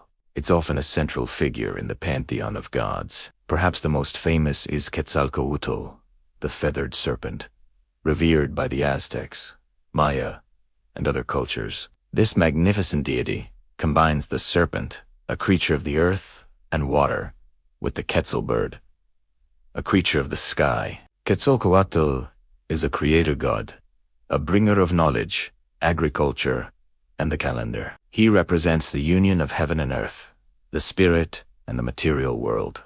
The imagery is breathtaking. Imagine a serpent covered in brilliant green feathers, slithering and flying, a bridge between the realms. For the Maya, a similar deity was known as Kukulkan. The temple at Chichén Itzá is a testament to his power. During the spring and autumn equinoxes, the setting sun casts a shadow that creates the illusion of a massive serpent slithering down the pyramid-esque steps. This was a powerful, deliberate architectural feat, tying the cosmos, the calendar, and their serpentine god into one spectacular event. Like in Egypt, the Mesoamerican serpent embodies creation and cosmic order, a divine being who organizes the world and provides for humanity. From the Americas, let's travel east to the Indian subcontinent, where the serpent, or Naga, holds a place of deep spiritual significance in Hinduism, Buddhism, and Jainism. Nagas are powerful, semi-divine beings, often depicted as great cobras, sometimes with multiple heads. They are guardians of treasure, both material and spiritual, and protectors of the water bodies, springs, wells, and rivers. They're seen as nature spirits, embodying fertility and the life-giving power of water. In Hindu mythology, the great Naga Shisha is a foundational being. It's said that the god Vishnu, the preserver of the universe, rests upon the coiled body of Shisha as he floats in the cosmic ocean. Shisha's multiple heads provide a canopy for the god, symbolizing eternity and the cyclical nature of time. When Shisha uncoils, the universe is created. When he coils back up, the universe dissolves, awaiting a new cycle. Here, The serpent isn't just a part of creation, it's the very foundation of it. This idea of the serpent as a primordial, eternal being is a powerful thread that connects these seemingly disparate traditions. The Naga is not a monster to be slain, but a powerful, respected force of nature and the cosmos. Finally, let's return to North America, the home of the Great Serpent Mound itself. Serpent symbolism is woven deeply into the spiritual beliefs of many indigenous peoples. The horned serpent is a major figure in the mythology of peoples across the eastern woodlands and the southeast. This creature is a powerful water deity, often associated with rain, thunder, and lightning. It can be a dangerous force, but it also holds the power of life and renewal. It's a being of the underworld, the watery depths, contrasting with the thunderbirds of the sky world. This balance between the upper and lower worlds, between sky and water, is a common theme. The serpent represents the powers of the earth and the mysteries that lie beneath the surface. It is often a gatekeeper to other worlds, a being that can travel between the physical and the spiritual realms. The construction of the Great Serpent Mound, aligning with celestial events like the solstices, suggests its builders had a deep understanding of the cosmos and the serpent's role within it. The mound itself, with the serpent appearing to swallow an egg or the sun, might depict a moment of cosmic creation, a solar eclipse, or the cyclical nature of life, death, and rebirth. So what does this all mean? From the uraeus in Egypt to Quetzalcoatl in Mesoamerica, Shisha in India, and the horned serpent in North America, we see a recurring pattern. The serpent is a symbol of primordial energy, of creation, and of the cyclical nature of time. It sheds its skin and is reborn, making it a powerful metaphor for transformation and eternity. It lives in the water and beneath the earth,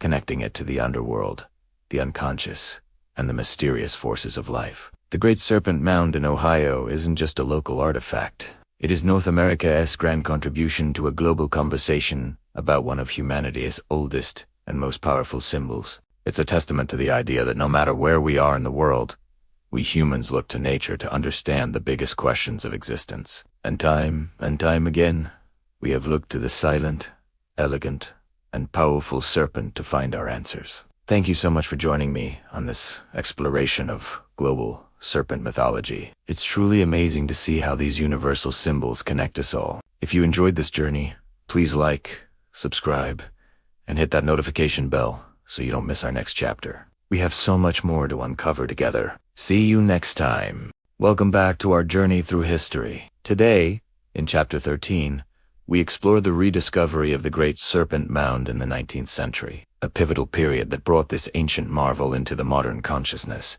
and ultimately led to its preservation. For thousands of years, the Great Serpent Mound lay quiet, a silent testament to its creators. While local indigenous communities held knowledge of the site, for the expanding wave of European settlers in the early 1800s, it was a profound mystery emerging from the Ohio landscape. Imagine being a farmer or a surveyor, pushing through dense forests and stumbling upon this enormous serpentine earthwork. The sight must have been staggering. The first widely known written account comes from Ephraim George Squire and Edwin Hamilton Davis. In their monumental 1848 work, Ancient Monuments of the Mississippi Valley, published by the newly founded Smithsonian Institution, they brought the Serpent Mound to national attention. Squire, a journalist, and Davis, a physician, were avid amateur archaeologists. They meticulously surveyed and mapped countless earthworks across the Ohio Valley. Their drawing of the Serpent Mound was the first detailed depiction many people had ever seen. It was a sensation. It showed the serpent's head, the oval enclosure it seems to be swallowing, and the winding coils of its body, all rendered with surprising accuracy for the time. This publication sparked immense curiosity. Who built it when? And why a giant serpent? These questions fueled decades of debate and speculation, sometimes leading to fanciful theories involving lost tribes, mythical creatures, or even visitors from other lands. But beneath the speculation, Squire and Davis's work laid the foundation for a more scientific approach to American archaeology. They documented what they saw, measured it, and presented it to the world, ensuring the Serpent Mound wouldn't be lost to the plow or faded from memory. Following Squire and Davis, other artists and explorers visited the site each capturing their own interpretation. Early drawings and paintings often romanticized the setting, showing the mound in a wild, untamed wilderness. These images, while not always scientifically precise, were crucial in building the mound's mystique and fame. They circulated in magazines and books, making the Great Serpent a symbol of America's deep, pre-colonial past. However, this newfound fame also brought threats. As the surrounding land was cleared for agriculture, the mound itself was in danger.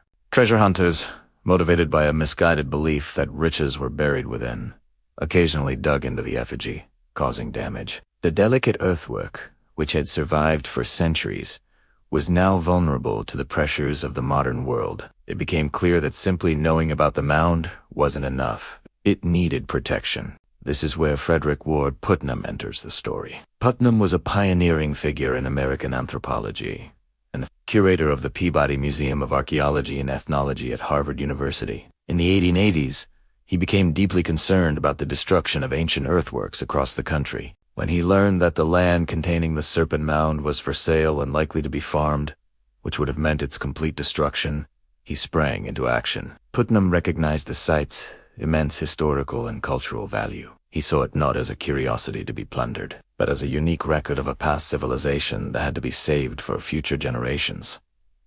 His preservation campaign was truly groundbreaking for its time. He launched a fundraising effort, primarily targeting wealthy patrons in Boston, appealing to their sense of civic duty and historical responsibility. He argued passionately that America had a heritage as profound as that of ancient Greece or Rome, and it was a national disgrace to let it be destroyed. His efforts were successful. With the funds raised, the Peabody Museum purchased the land in 1886.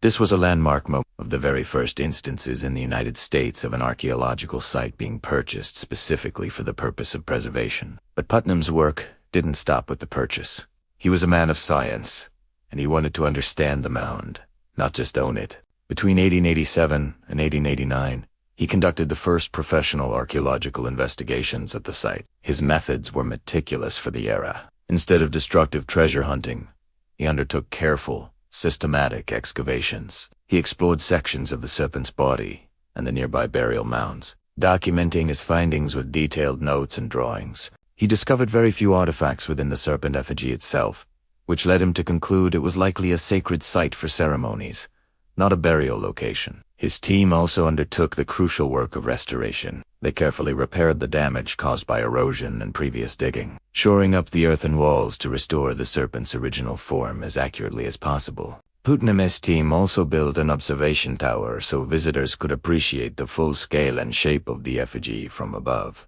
an experience impossible from ground level. After his work was complete, Putnam turned the site into a public park. He wanted people to be able to visit, to learn, and to connect with this piece of ancient history. In 1900, the Peabody Museum transferred ownership of the Serpent Mound Park to the Ohio State Archaeological and Historical Society, ensuring its long-term care and management by a local institution. Frederick Putnam's intervention was the critical turning point in the modern history of the Great Serpent Mound. He wasn't just its reader, he was its savior. His combination of public advocacy, fundraising, scientific investigation, and a commitment to preservation set a new standard for archaeology in America. He ensured that the questions first posed by Squire and Davis could continue to be asked by future generations of scientists and visitors, standing before a monument that was saved from the brink of extinction. Thanks to these 19th century pioneers, the Serpent Mound survived to become the globally recognized icon it is today. Their work allows us to continue our own journey of discovery, as we'll explore in our next chapter. Thanks for watching, and if you're enjoying this series, please like this video and subscribe to the channel for more. We'll see you next time. Welcome back to our journey through history. Today, we're exploring a story of quiet perseverance, a tale of how a remarkable ancient wonder was saved from the brink of destruction. This is the story of the Great Serpent Mound in Ohio, and the unsung heroes who fought to protect it for all of us. Imagine it's the late 1800s. The Industrial Revolution is in full swing, and the landscape of America is changing rapidly. Ancient sites, scattered across the country, are often seen as little more than obstacles to progress. Farmers plowed over mounds, treasure hunters dug into them, and the elements relentlessly wore them down. The Great Serpent Mound, this magnificent earthen effigy winding through the Ohio Valley, faced this very same threat. It was on private land, vulnerable and unprotected. For years, its fate hung precariously in the balance. Would it be leveled for a cornfield? Or perhaps just fade away, eroded by time and neglect? The first hero in our story is Frederick Ward Putnam, an anthropologist from Harvard's Peabody Museum. When Putnam visited the Serpent Mound in 1883, he was absolutely captivated by its scale and mystery. He saw not just a pile of dirt, but a sacred monument, a direct link to the ancient peoples of North America. He knew it was a priceless piece of world heritage, but seeing its deteriorating condition filled him with a sense of urgency. He realized that if someone didn't act, and act fast, this incredible structure could be lost forever. So, Putnam launched what was essentially one of America's first archaeological fundraising campaigns. He wrote articles, gave lectures, and passionately appealed to the public sense of history and patriotism. He wasn't just asking for money. He was trying to change the way people thought about these ancient places. He argued that they weren't just curiosities, but vital parts of our shared human story that deserved respect and protection. His efforts were tireless, and he managed to raise some initial funds from wealthy patrons in Boston. With this money, the Peabody Museum purchased the land the Serpent Mound sits on in 1886. It was a monumental first step. The serpent was safe.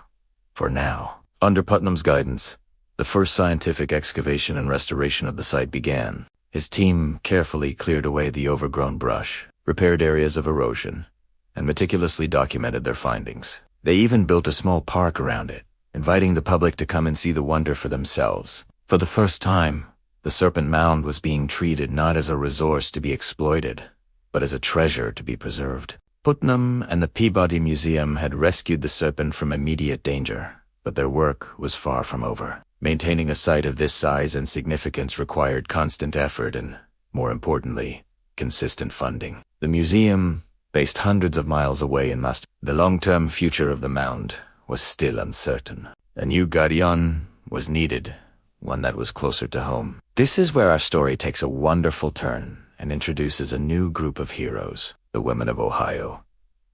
In the early 1900s, a new wave of social and civic engagement was sweeping the nation, and women were at the forefront. The Ohio State Federation of Women's Clubs, a powerful network of intelligent and organized women, turned their attention to the Serpent Mound.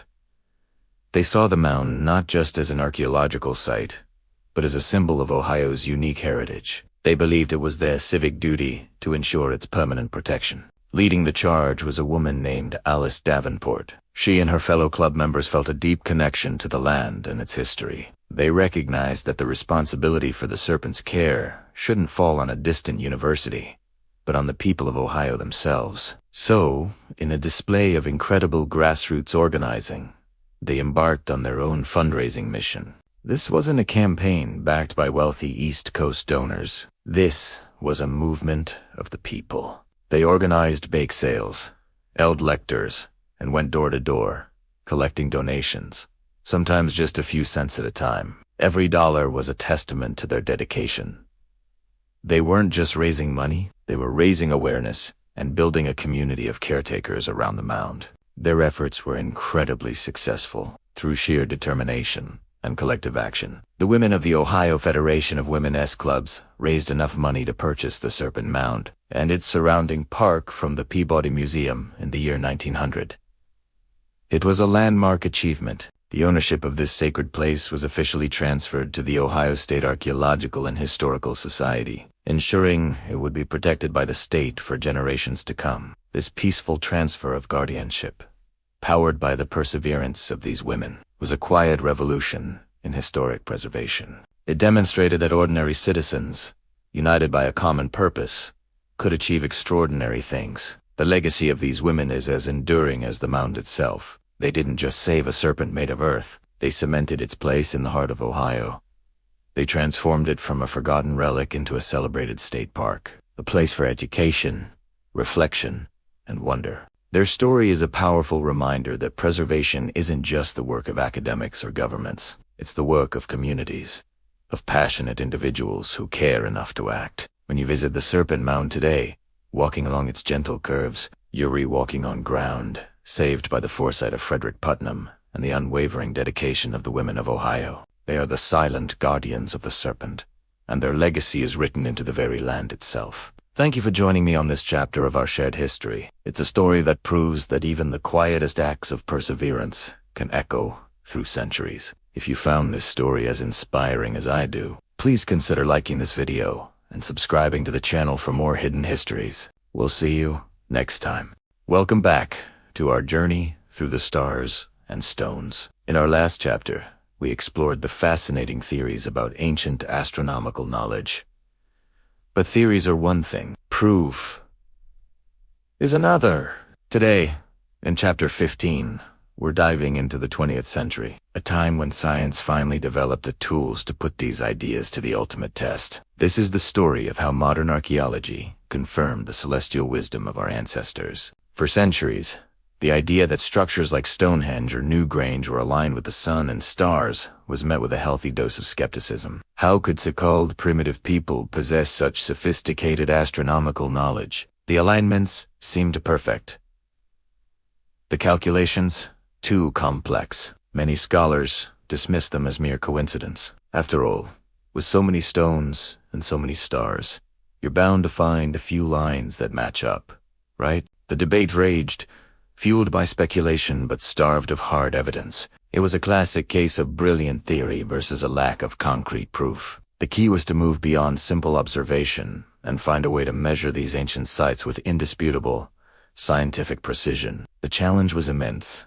How do you accurately survey massive, weathered structures built thousands of years ago? How do you account for shifts in the Earth's axis and changes in the landscape over millennia? The answers would come not from dusty libraries, but from the field, with new technology in hand. The turning point arrived with the advent of modern surveying techniques. Imagine trading a simple compass and measuring tape for the power of lasers. That's exactly what happened. Archaeologists and astronomers began using theodolites, and later, highly precise laser surveying equipment to map these ancient sites with millimeter accuracy. Suddenly, they could create incredibly detailed 3D models of megalithic structures. This wasn't just about measuring the distance between two stones anymore. It was about capturing the exact orientation of every surface, every passageway, and every potential site. These laser surveys allowed researchers to digitally rebuild the sites as they would have stood thousands of years ago, removing the guesswork and providing a solid,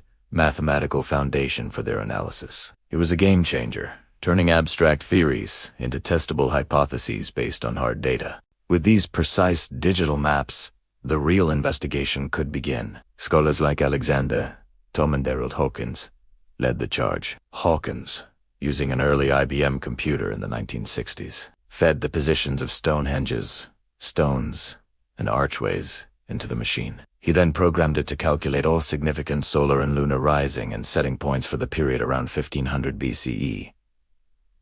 The results were staggering. The computer churned out alignment after alignment, matching keystones to solstices, equinoxes, and even complex lunar cycles. The probability of this happening by chance was astronomically low. It was one of the first major pieces of evidence that this wasn't just a random collection of rocks. Meanwhile, Alexander Thom spent decades meticulously surveying hundreds of megalithic sites across Britain and France. His work revealed consistent patterns of geometric design and astronomical alignments, suggesting a shared, widespread system of knowledge. He proposed the existence of a megalithic yard, a standard unit of measurement used by these ancient builders. While some of his specific claims remained debated, his rigorous methodology set a new standard for the field. He demonstrated that to understand these sites, you had to think like an engineer and an astronomer. But measuring the stones was only half the battle. What about the sky? The view from an ancient site today isn't the same as it was 5,000 years ago. The horizon might be obscured by modern trees or buildings. The landscape itself could have changed. And most importantly, the exact position where the sun rises or sets on the horizon changes over millennia due to a slow wobble in the Earth's axis, called precession. To truly test the alignment theories, archaeoastronomers had to reconstruct the ancient horizon. This meant conducting detailed horizon studies. Researchers would stand at the precise observation points within a site like the center of Stonehenge or the back of Newgrange. Chamberon survey the distant skyline, They de-identify the exact hills or notches on the horizon where the sun would have appeared on the solstice thousands of years ago, accounting for precession. This painstaking work allowed them to see the sky as the original builders saw it. It was like looking through a window into the past, confirming that, yes, the winter solstice sun would have perfectly illuminated that specific carving or filled that narrow passageway. The results from these combined efforts, laser surveys, computer analysis, and horizon studies were nothing short of a revelation. One of the most famous confirmations came from Newgrange in Ireland. For centuries, local lore spoke of the midwinter sun illuminating the passage tomb, but it was until Professor Michael O'Keefe excavated and observed the site in the 1960s that it was scientifically verified. On the morning of the winter solstice, he witnessed a narrow beam of sunlight penetrate the roof box above the entrance and slowly creep down the 60-foot passage to illuminate the central chamber. It was a breathtaking confirmation of an architectural and astronomical feat over 5,000 years old. Similarly, at Stonehenge, the alignment of the main axis with the summer solstice sunrise and winter solstice sunset was confirmed with incredible precision. But it wasn't just the big, famous sites. All across the globe, from the Sun Dagger pictograph at Chaco Canyon in New Mexico to the temples of Karnak in Egypt, researchers used these new methods to confirm intentional, sophisticated solstice alignments. The evidence became overwhelming. This wasn't coincidence. It was deliberate design. So what did all this mean? The confirmation of these alignments fundamentally changed our understanding of prehistoric societies. It shattered the old image of them as unsophisticated and superstitious. Instead, it revealed cultures with a deep, practical, and likely spiritual connection to the cosmos. Building these monuments required generations of observation, the ability to pass down complex knowledge, and advanced skills in engineering and project management. Why did they do it? The solstices were crucial markers in the agricultural calendar, signaling when to plant and when to harvest. They were likely moments of great ceremony and social gathering, a time to reaffirm the community's place in the cosmic order. These alignments weren't just calendars, they were cathedrals of their time, places where the earthly and celestial realms met. They were a way of bringing order to the world, of connecting the cycles of human life with the grand, predictable cycles of the heavens. The work of 20th century archaeoastronomy wasn't just about confirming old ideas. It was about opening up entirely new ways of seeing the past. It proved that by combining rigorous science with an open mind, we can decode the messages our ancestors left for us, written not in words, but in stone and light. These ancient monuments are more than just ruins. They are a testament to a timeless human quest to understand our place in the universe. They remind us that the sky we watch today is the same sky they watched, and that the wonder it inspires is a connection that spans the millennia. The science of the 20th century didn't diminish the magic of these places. It gave us a new language to appreciate their genius. Thank you so much for joining me on this deep dive into the science that proved ancient wisdom. It is a powerful reminder that sometimes the most futuristic tools are the ones that best help us understand our most ancient past. If you found this fascinating, please hit that like button, subscribe, and ring the bell so you don't miss our next chapter. We have so much more to explore together. Until next time, keep looking up. Hey everyone, and welcome back. Today, I want to take you on a different kind of journey. Not a high-energy adventure, but a gentle, restorative walk. This is a place I come to when I need to quiet my mind, reconnect with nature, and just breathe. Think of this as a sleep-friendly tour, a chance to virtually experience the peace of this incredible path. So, find a comfy spot, maybe put on some headphones, and let's begin our walk together. As we step onto the trail, the first thing you notice is the sound. It's not silence, but a gentle symphony of nature. Listen closely. Can you hear it? That soft, melodic bird song weaving through the trees. It's not loud or jarring, just a constant, soothing backdrop to our walk. The air here feels different, too clean and fresh, with the faint, earthy scent of damp soil and green leaves. It's like the forest is welcoming us in. The path itself is soft underfoot, a mix of packed earth and fallen leaves that crunches ever so slightly with each step. It meanders ahead, inviting us forward. We're not climbing a steep mountain or navigating a treacherous trail. Instead, the ground rises and falls in gentle, rolling slopes. Each incline is just enough to get your blood flowing, and each descent feels like a slow, easy release. It's a rhythm that your body naturally falls into, a walking meditation. To our left, the dense forest begins. Sunlight filters through the thick canopy above, dappling the ground in shifting patterns of light and shadow. The trees stand tall and silent, like ancient guardians of this place. On our right, the forest edge gives way to an open meadow. Wildflowers and purples, yellows, and whites sway gently in the breeze. This contrast, the cozy enclosure of the woods and the wide open freedom of the meadow, that the walk so dynamic and beautiful. As we continue, you'll see small, weathered wooden signs along the trail. These are the interpretive markers. They don't shout for your attention. Instead, they sit quietly, offering little windows into the world around us. One might tell you about the specific type of oak tree towering beside it. Another might explain the history of the land, how it has been preserved for generations. Reading them feels like uncovering secrets, little bits of knowledge that deepen your connection to this place. It's a quiet conversation with the landscape. Let's pause here for a moment.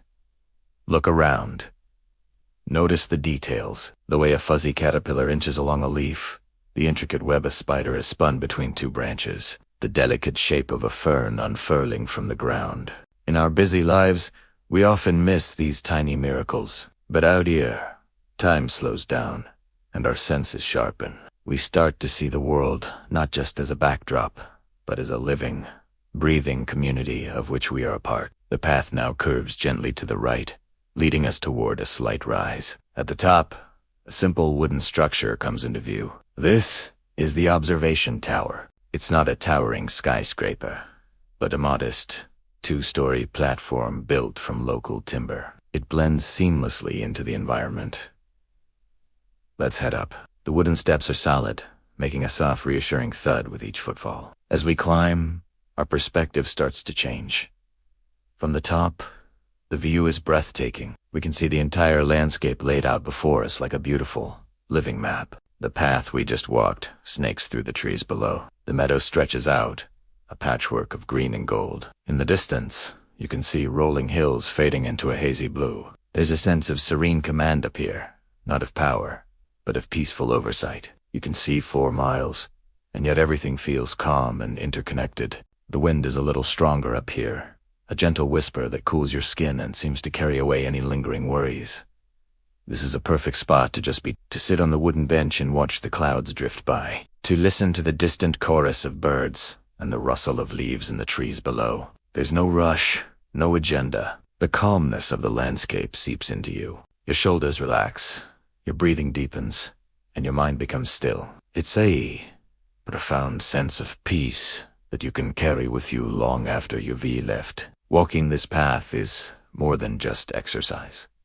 It's a form of therapy. It is a reminder that we are part of something larger and more timeless than our daily concerns. It teaches us the importance of slowing down, of observing, and of finding beauty in simplicity. The soft birdsong, the gentle slopes, the quiet wisdom of the interpretive markers, and the expansive view from the tower, they all work together to create an experience that soothes the soul. I hope this virtual tour has brought a little bit of that peace to you, wherever you are. I hope it's inspired you to find your own quiet path, a place where you can walk, breathe, and reconnect. Nature has an incredible power to heal and restore us, if we only take the time to let it in.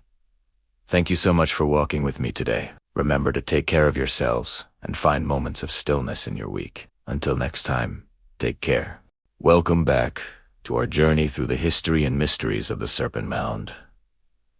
In this chapter, we step away from archaeological debates and into the living heart of this sacred place. We're exploring the deep, continuous spiritual connection that modern indigenous nations have with the mound, a connection passed down through countless generations. For many, the Serpent Mound is not a relic of a lost past. It is a vibrant, living center of spiritual power and cultural memory. It's a place of ceremony, prayer, and profound connection to the ancestors and to the earth itself. This isn't something you can carbon date or measure with ground-penetrating radar. This is a truth carried in the heart, in stories, and in traditions that have weathered centuries of change and adversity. Let's talk about oral traditions. In many Western cultures, we prioritize the written word. But for many indigenous peoples, oral tradition is the most vital and sacred way of transmitting knowledge. It's a living library where history, science, spirituality, and law are carefully preserved and passed from elder to youth.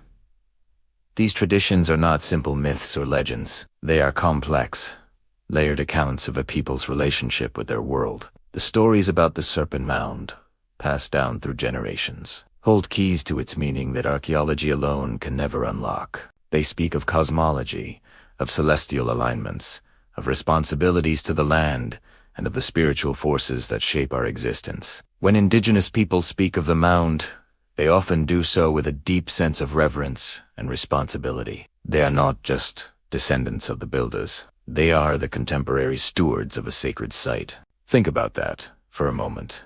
For them, the mound is an active participant in their spiritual lives. It's a place where the veil between the physical and spiritual worlds is thin, a place to honor the cycles of the sun and moon, and to reaffirm their sacred covenant with the Creator and the land. Many tribes, including nations like the Shawnee and others with historical ties to the Ohio Valley, continue to hold ceremonies here. These aren't reenactments for tourists. They are deeply personal and communal acts of faith. They come to the Serpent Mound to pray, to leave offerings, to sing songs, and to listen. They listen to the whispers of the ancestors, to the voice of the land, and to the spirit that resides within the great serpent effigy. This continuity is a powerful testament to cultural resilience. Despite forced removals, the suppression of their languages, and the loss of ancestral lands, these spiritual connections have endured. They have been carried across hundreds of miles and hundreds of years, and are now being revitalized and reclaimed at the very sites where they were born. This brings us to a crucial point: respect. When we visit the Serpent Mound, we are not just entering a historical park. We are entering a place of worship. We are guests in a sacred space that continues to be spiritually significant to many people today. How we behave here matters. It's about more than just following the park rules of not walking on the mound. It's about approaching the site with a sense of humility and respect for its living, spiritual dimension. Imagine walking into a cathedral, a mosque, or a temple. You would likely lower your voice, move with intention, and show respect for the beliefs of those who hold the space sacred.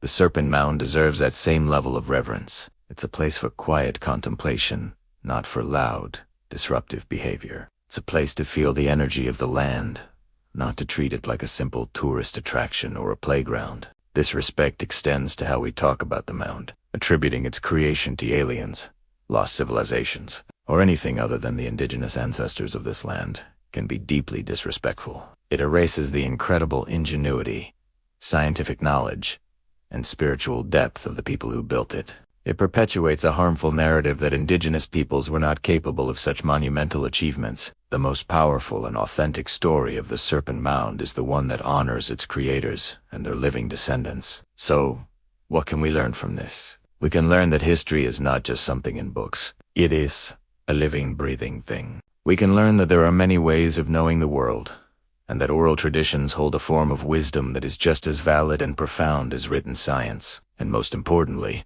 we can learn to be better guests on this land. We can listen to the voices of the indigenous communities who have stewarded this place for millennia. Their perspective doesn't diminish the scientific inquiry into the mound. It enriches it, giving it a soul and a context that it would otherwise lack. The Serpent Mound is a powerful teacher. It teaches us about astronomy, about engineering, and about the deep past. But perhaps its most important lesson today is about respect, continuity, and the enduring power of cultural memory. It reminds us that the spirit of this place is alive and well, carried in the hearts and traditions of the people to whom it is, and always has been, sacred. When you stand there, looking out at the great serpent uncoiling across the landscape, remember that you are in the presence of something holy. Acknowledge the ancestors who built it, and honor the descendants who continue to keep its spirit alive. By understanding and respecting the indigenous perspective, our own experience of the Serpent Mound becomes infinitely richer and more meaningful. We move from being mere observers of an ancient mystery to being respectful participants in a living tradition. Thank you for joining me on this important chapter of our exploration. Let's continue to learn and grow together. Don't forget to like, subscribe, and share your thoughts respectfully in the comments below. We'll see you in the next chapter. Hey everyone, and welcome back to our channel. Today, we're diving into a topic that sparked countless documentaries, late-night discussions, and wild theories.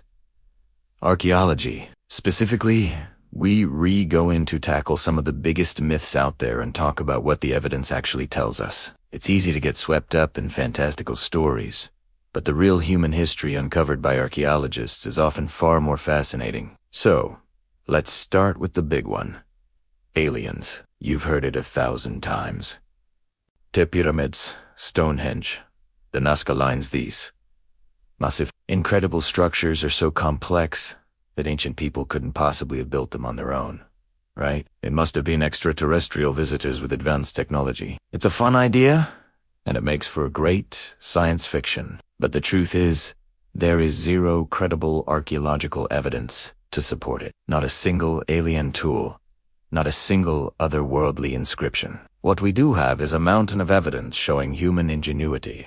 Archaeologists have found the tools, the quarries, the workers' settlements, and even the records of how these monumental projects were organized. We've found ramps used to move massive stones, copper chisels, and evidence of the sheer manpower and brilliant engineering that went into these constructions. Attributing these achievements to aliens doesn't just lack evidence, it actively disrespects the incredible intelligence, skill, and dedication of our ancestors. They weren't helpless. They were brilliant innovators. They understood mathematics, astronomy, and engineering in ways that we are still trying to fully comprehend. The Great Pyramid of Giza, for example, was the result of decades of planning, mobilizing a massive workforce, and perfecting construction techniques over generations. These weren't mysteries to them, they were legacy projects. Another popular idea is the concept of a single, eagerly advanced lost civilization, like Atlantis. The theory goes that this one superculture was the source of all major advancements around the world. From pyramids in Egypt to pyramids in Mesopotamia, they supposedly had technology far beyond their time, and then they vanished, leaving behind only tantalizing clues. Again, it's a captivating story. The problem. The evidence points in the exact opposite direction. Archaeology shows us that civilizations developed independently all over the globe, each one unique.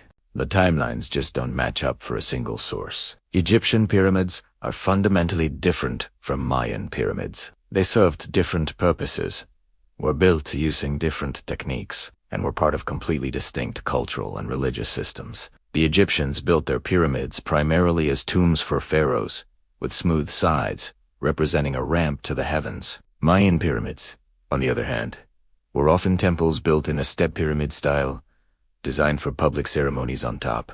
They were built thousands of years apart and thousands of miles away from each other. Instead of one lost global empire, we see a beautiful tapestry of diverse cultures, each solving problems and expressing their worldview in their own unique way. The similarities we see, like building large monumental structures, aren't evidence of a single teacher. They're evidence of a shared human experience. People everywhere have a need for community, a desire to honor their gods or leaders, and a drive to leave a lasting mark on the world. Building big things is a universal human impulse, not a copied blueprint. This brings us to the third myth, the idea of secret, global communication symbols. Some theories suggest that certain motifs found in different ancient cultures, like the spiral or the handbag symbol, are proof of a prehistoric global network or a shared, secret knowledge. While it's true that similar symbols do appear in disconnected cultures, the explanation is usually much more grounded in human psychology and the natural world. Many symbols are derived from things everyone on Earth can see. The sun, the moon, water, spirals and shells or whirlpools. These are universal elements of the human environment. It is Not surprising that different cultures would independently use a circle to represent the sun, or a wavy line to represent water.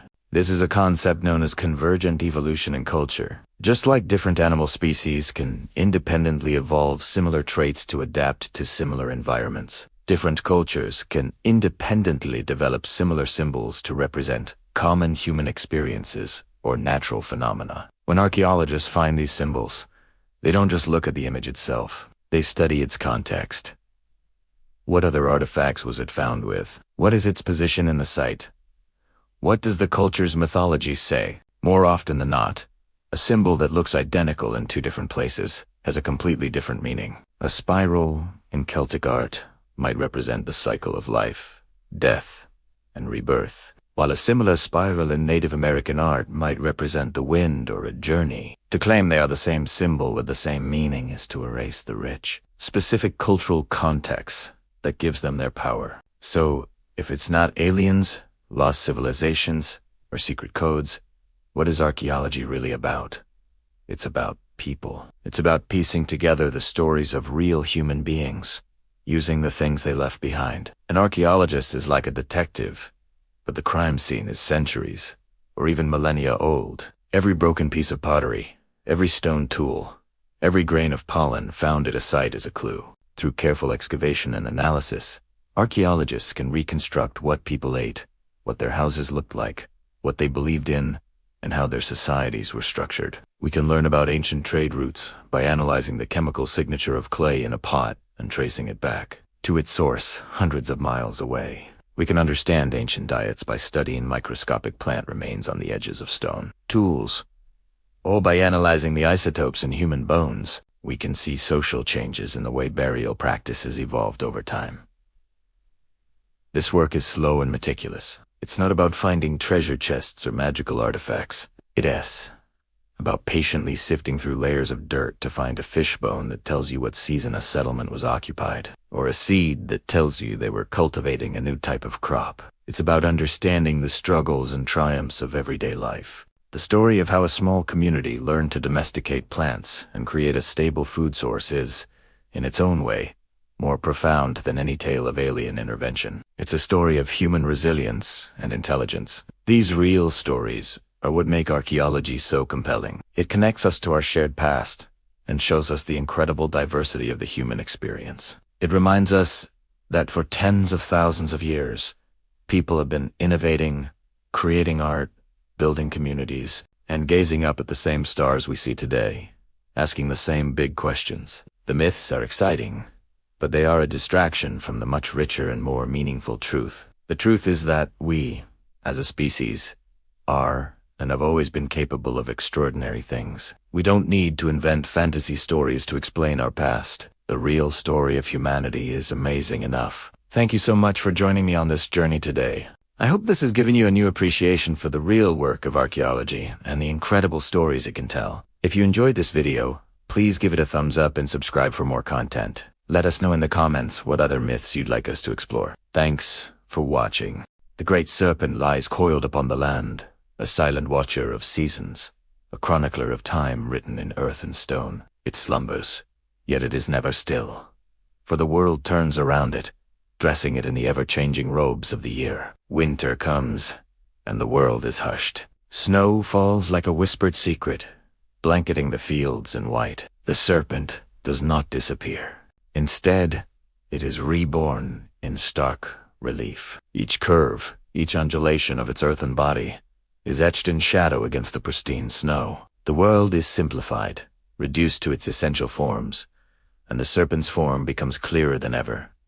A dark, winding river through a frozen landscape. The cold air bites, and the stars on a clear night are like chips of ice, sharp and brilliant. They wheel overhead, the same stars that watched the serpent's birth, turning in their slow, cosmic dance. The silence of the mound in winter is profound, a deep, resonant quiet that speaks of ancient patience and endurance. It is a time of rest, of waiting, a promise of life held dormant beneath the frost. Then, a subtle shift. The sun climbs higher, its light gaining warmth. The snow recedes, and the earth breathes again. Spring arrives not with a shout, but with a million tiny gestures. The first green shoots pierce the soil on the serpent's back. Rain washes its earthen scales, deepening the tones of brown and green, awakening the sleeping seeds within.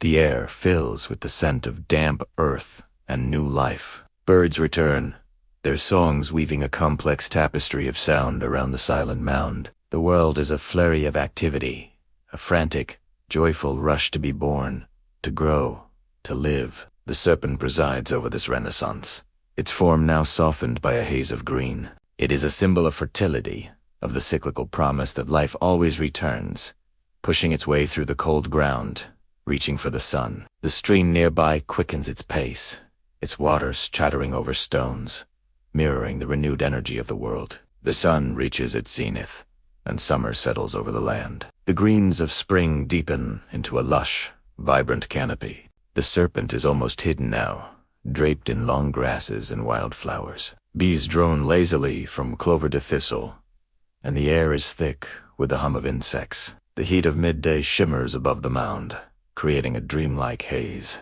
It's a time of fullness, of abundance. The serpent seems to bask in the long days, absorbing the sun's powerful energy. But it is at the edge of the day that the serpent reveals its deepest secret. As the summer solstice approaches, the sun's final rays align perfectly with the serpent's head, as if the celestial fire is being swallowed by the earthly effigy. For a fleeting moment, the creature of dirt and grass is illuminated, set ablaze by the setting sun. This is no accident. It is a celestial clock, a sacred calendar, a testament to the wisdom of its creators who understood the rhythms of the cosmos. They knew how to anchor the heavens to the earth, creating a place where time itself could be seen and felt. The serpent, in this moment, is a bridge between our world and the vast, silent universe above. As summer's heat wanes, the light begins to change. A golden quality suffuses the air. Autumn arrives, painting the landscape in hues of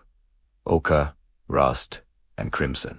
The sun hangs lower in the sky, casting long, dramatic shadows. This is perhaps the serpent's most contemplative season. The low, angular light of late afternoon sculpts its form with breathtaking clarity, especially its head and the oval it seems to embrace. The shadows lengthen, deepening its curves, giving it a sense of profound and ancient mystery. The grasses on its back turn to gold and bronze, rustling in the cool breeze, a dry, whispering sound that speaks of endings and transformations. The harvest is gathered from the surrounding fields, and there's a sense of completion in the air, a gratitude for the bounty of the year. The serpent, in this golden light, seems to be in a state of deep meditation, a wise elder reflecting on the passage of another cycle. It is a reminder that every ending is also a preparation for a new beginning, and so the cycle continues. The serpent endures, a constant in a world of change.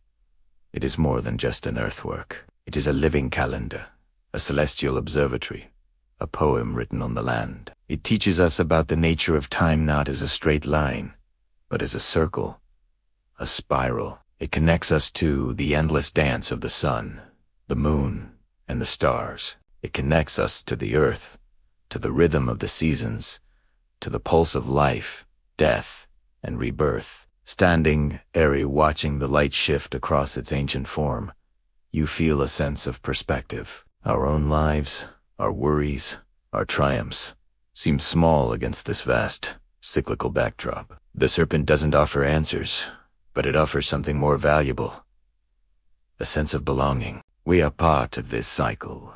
We are born of the earth. We live under the same stars, and we are governed by the same rhythms of time. The serpent is a silent testament to this truth, a quiet guide in the great turning of the seasons. Thank you for joining me on this journey through time. If you feel a connection to these ancient mysteries, consider subscribing to explore more with us. We've journeyed through time, exploring the Serpent Mound from every angle imaginable. We've delved into its celestial alignments, deciphered its spiritual whispers, and marveled at the sheer communal effort required to bring such a vision to life. Now, as our exploration draws to a close, let's take a final, peaceful look at what this ancient earthwork truly represents. It's more than just a mound of earth shaped like a serpent. It's a monument not to a king or a battle, but to the boundless power of human imagination.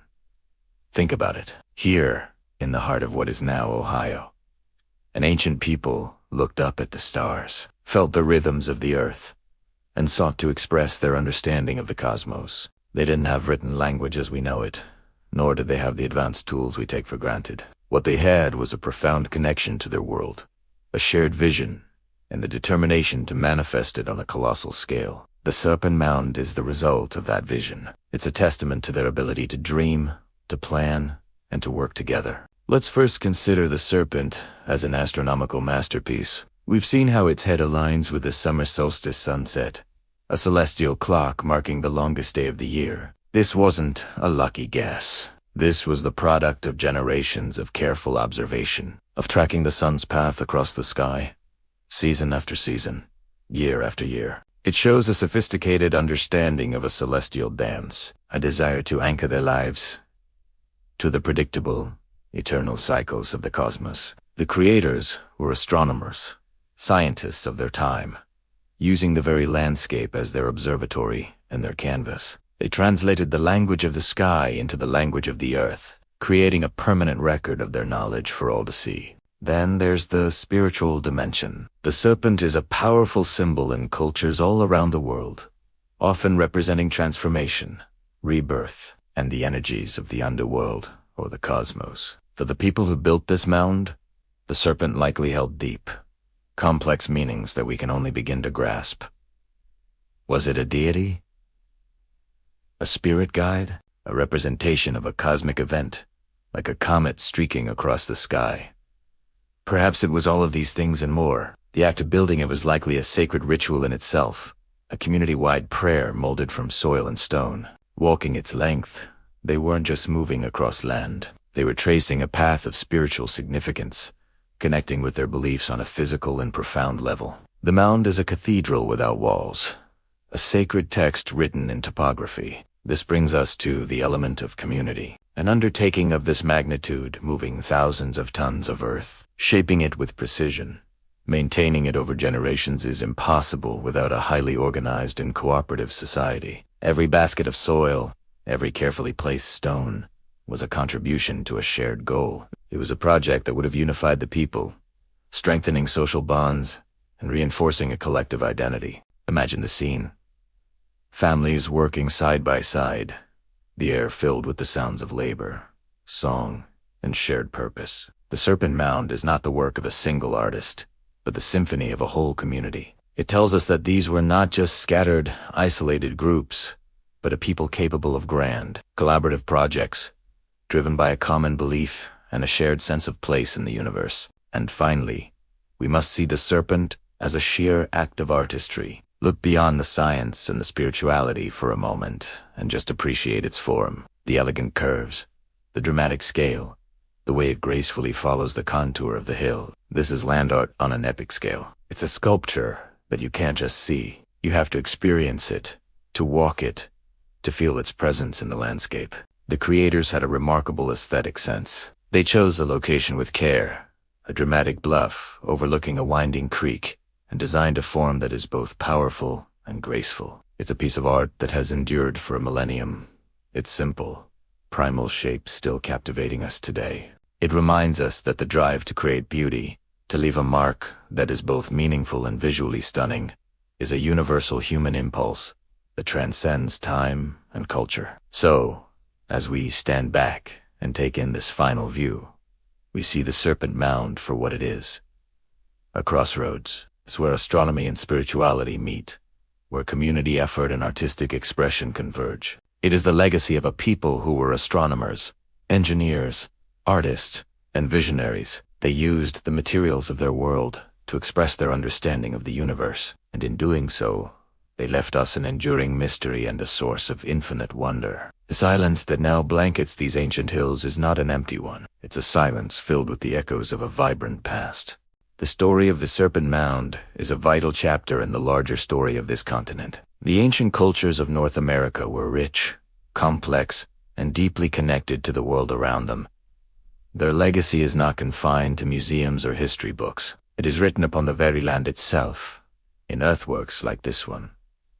waiting for us to listen. They remind us that there are many ways of knowing, many ways of seeing the world, and that the human imagination has always been our most powerful tool for making sense of it all. The Serpent Mound is more than an ancient artifact. It's a timeless message, a message about our place in the cosmos, the power of community, and the enduring beauty of human creativity. It's a message that has been waiting patiently for 1,000 years, and one that continues to resonate with us today.